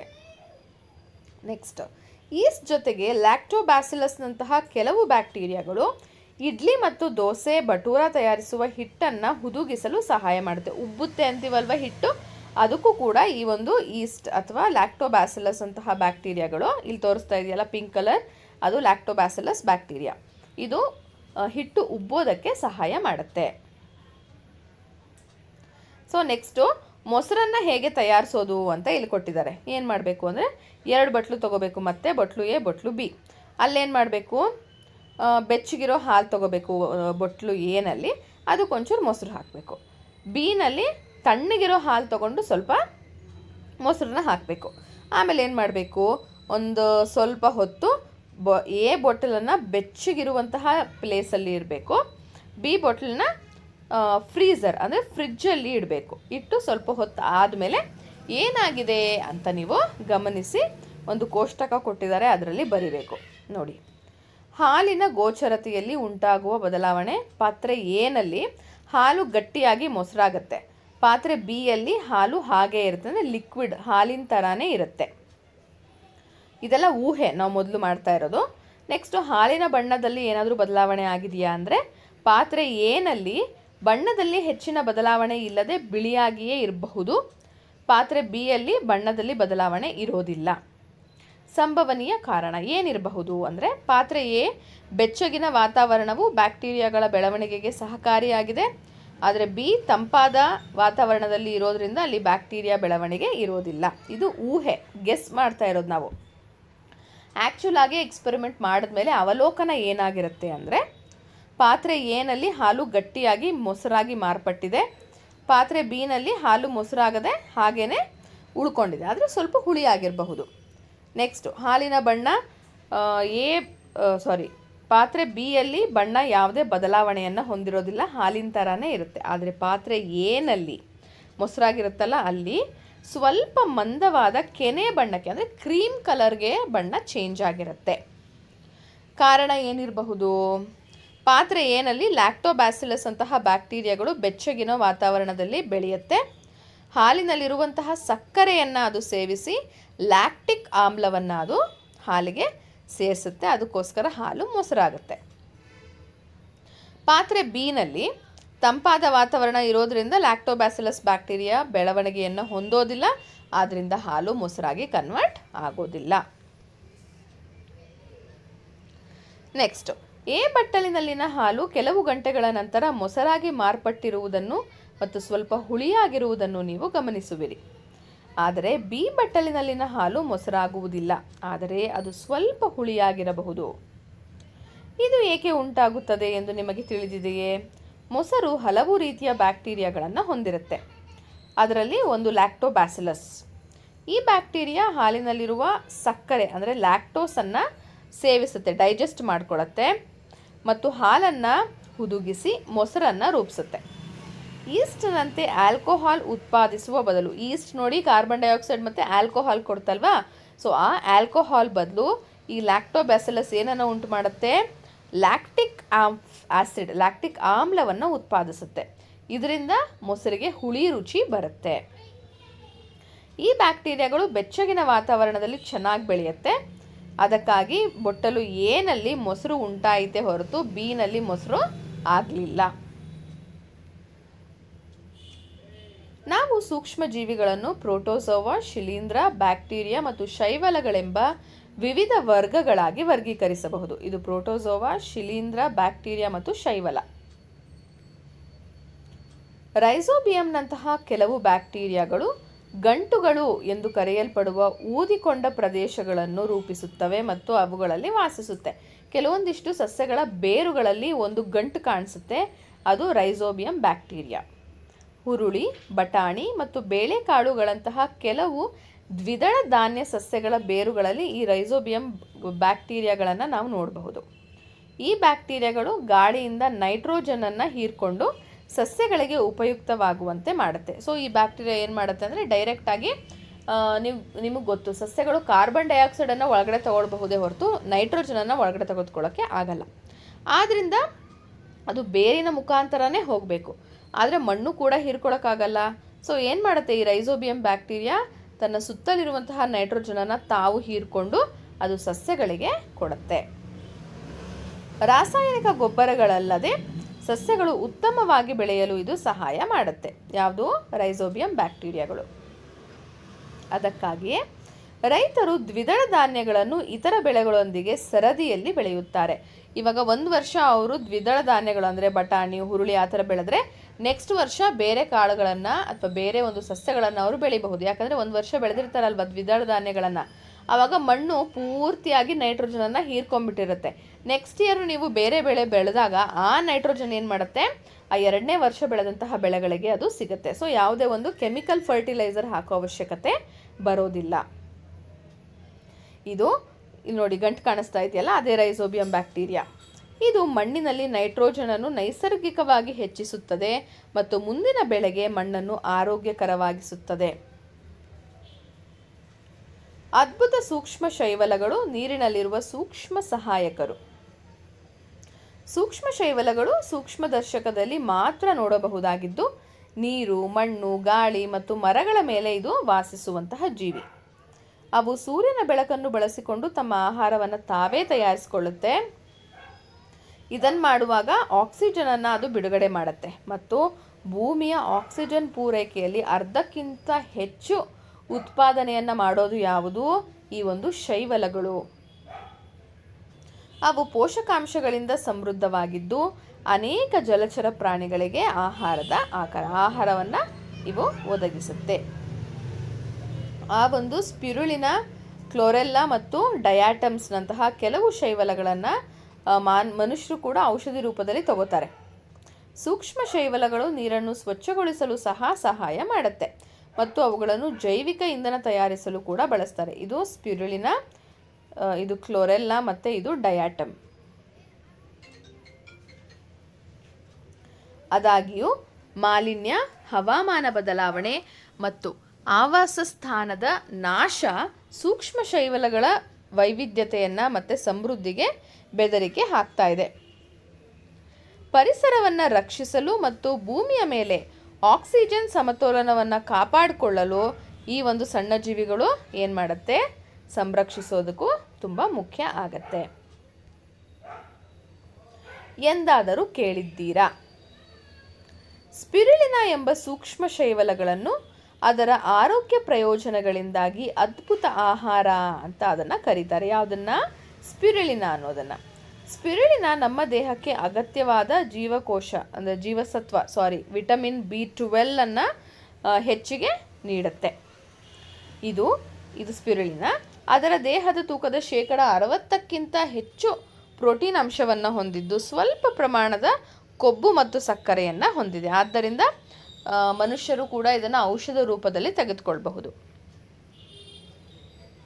ಹೇಗೆ ಈ ಶೈವಲವನ್ನು ಬೆಳೆಯೋದು ಸ್ಪಿರುಲಿನಾವನ್ನು ಅಂದರೆ, ಮೊದಲನೇದಾಗಿ ಒಂದು ಗ್ಲಾಸ್ ಟಂಬ್ಲರನ್ನು ತಗೋಬೇಕು. ಪ್ರಕಾಶಮಾನ ಅಂದರೆ ಸೂರ್ಯನ ಬೆಳಕು ಬರುವಂತಹ ಜಾಗದಲ್ಲಿ ಇರಿಸಬೇಕು.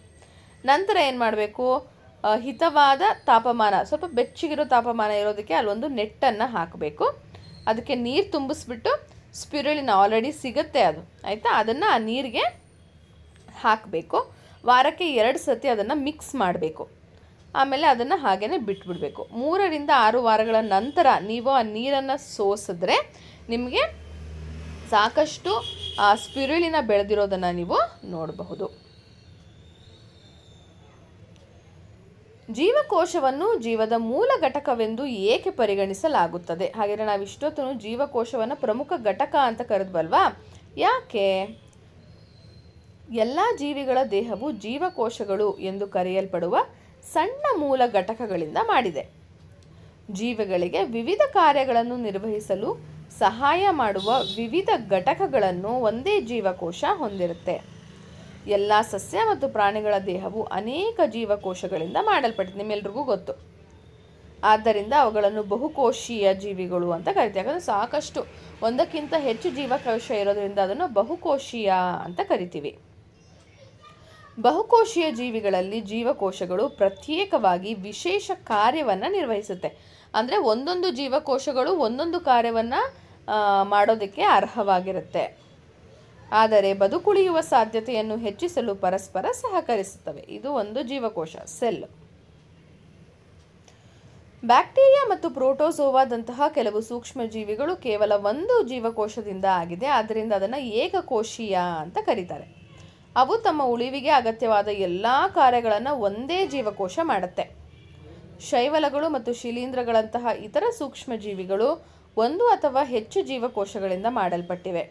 ಉದಾಹರಣೆಗೆ ಈಸ್ಟ್ ಒಂದು ಏಕಕೋಶೀಯ ಶಿಲೀಂಧ್ರ, ಮೋಲ್ಡ್ ಮಾತ್ರ ಬಹುಕೋಶೀಯ ಶಿಲೀಂಧ್ರ. ಇದು ಮೌಲ್ಡ್ ನೀವು ನೋಡ್ತಾ ಇರೋದು.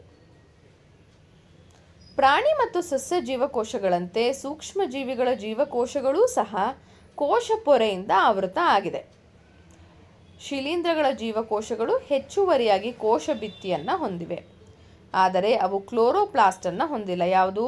ಶಿಲೀಂಧ್ರಗಳು ಕ್ಲೋರೋಪ್ಲಾಸ್ಟ್ ಇಲ್ಲ. ಅದಕ್ಕೋಸ್ಕರನೇ ಅದು ತಮ್ಮ ಆಹಾರವನ್ನು ತಾವೇ ತಯಾರಿಸ್ಕೊಳ್ಳೋದಕ್ಕೆ ಸಾಧ್ಯ ಆಗೋದಿಲ್ಲ. ಆದ್ದರಿಂದ ಅವು ದ್ಯುತಿ ಸಂಶ್ಲೇಷಣೆಯ ಮೂಲಕ ತಮ್ಮ ಆಹಾರವನ್ನು ತಾವೇ ತಯಾರಿಸುವುದಿಲ್ಲ.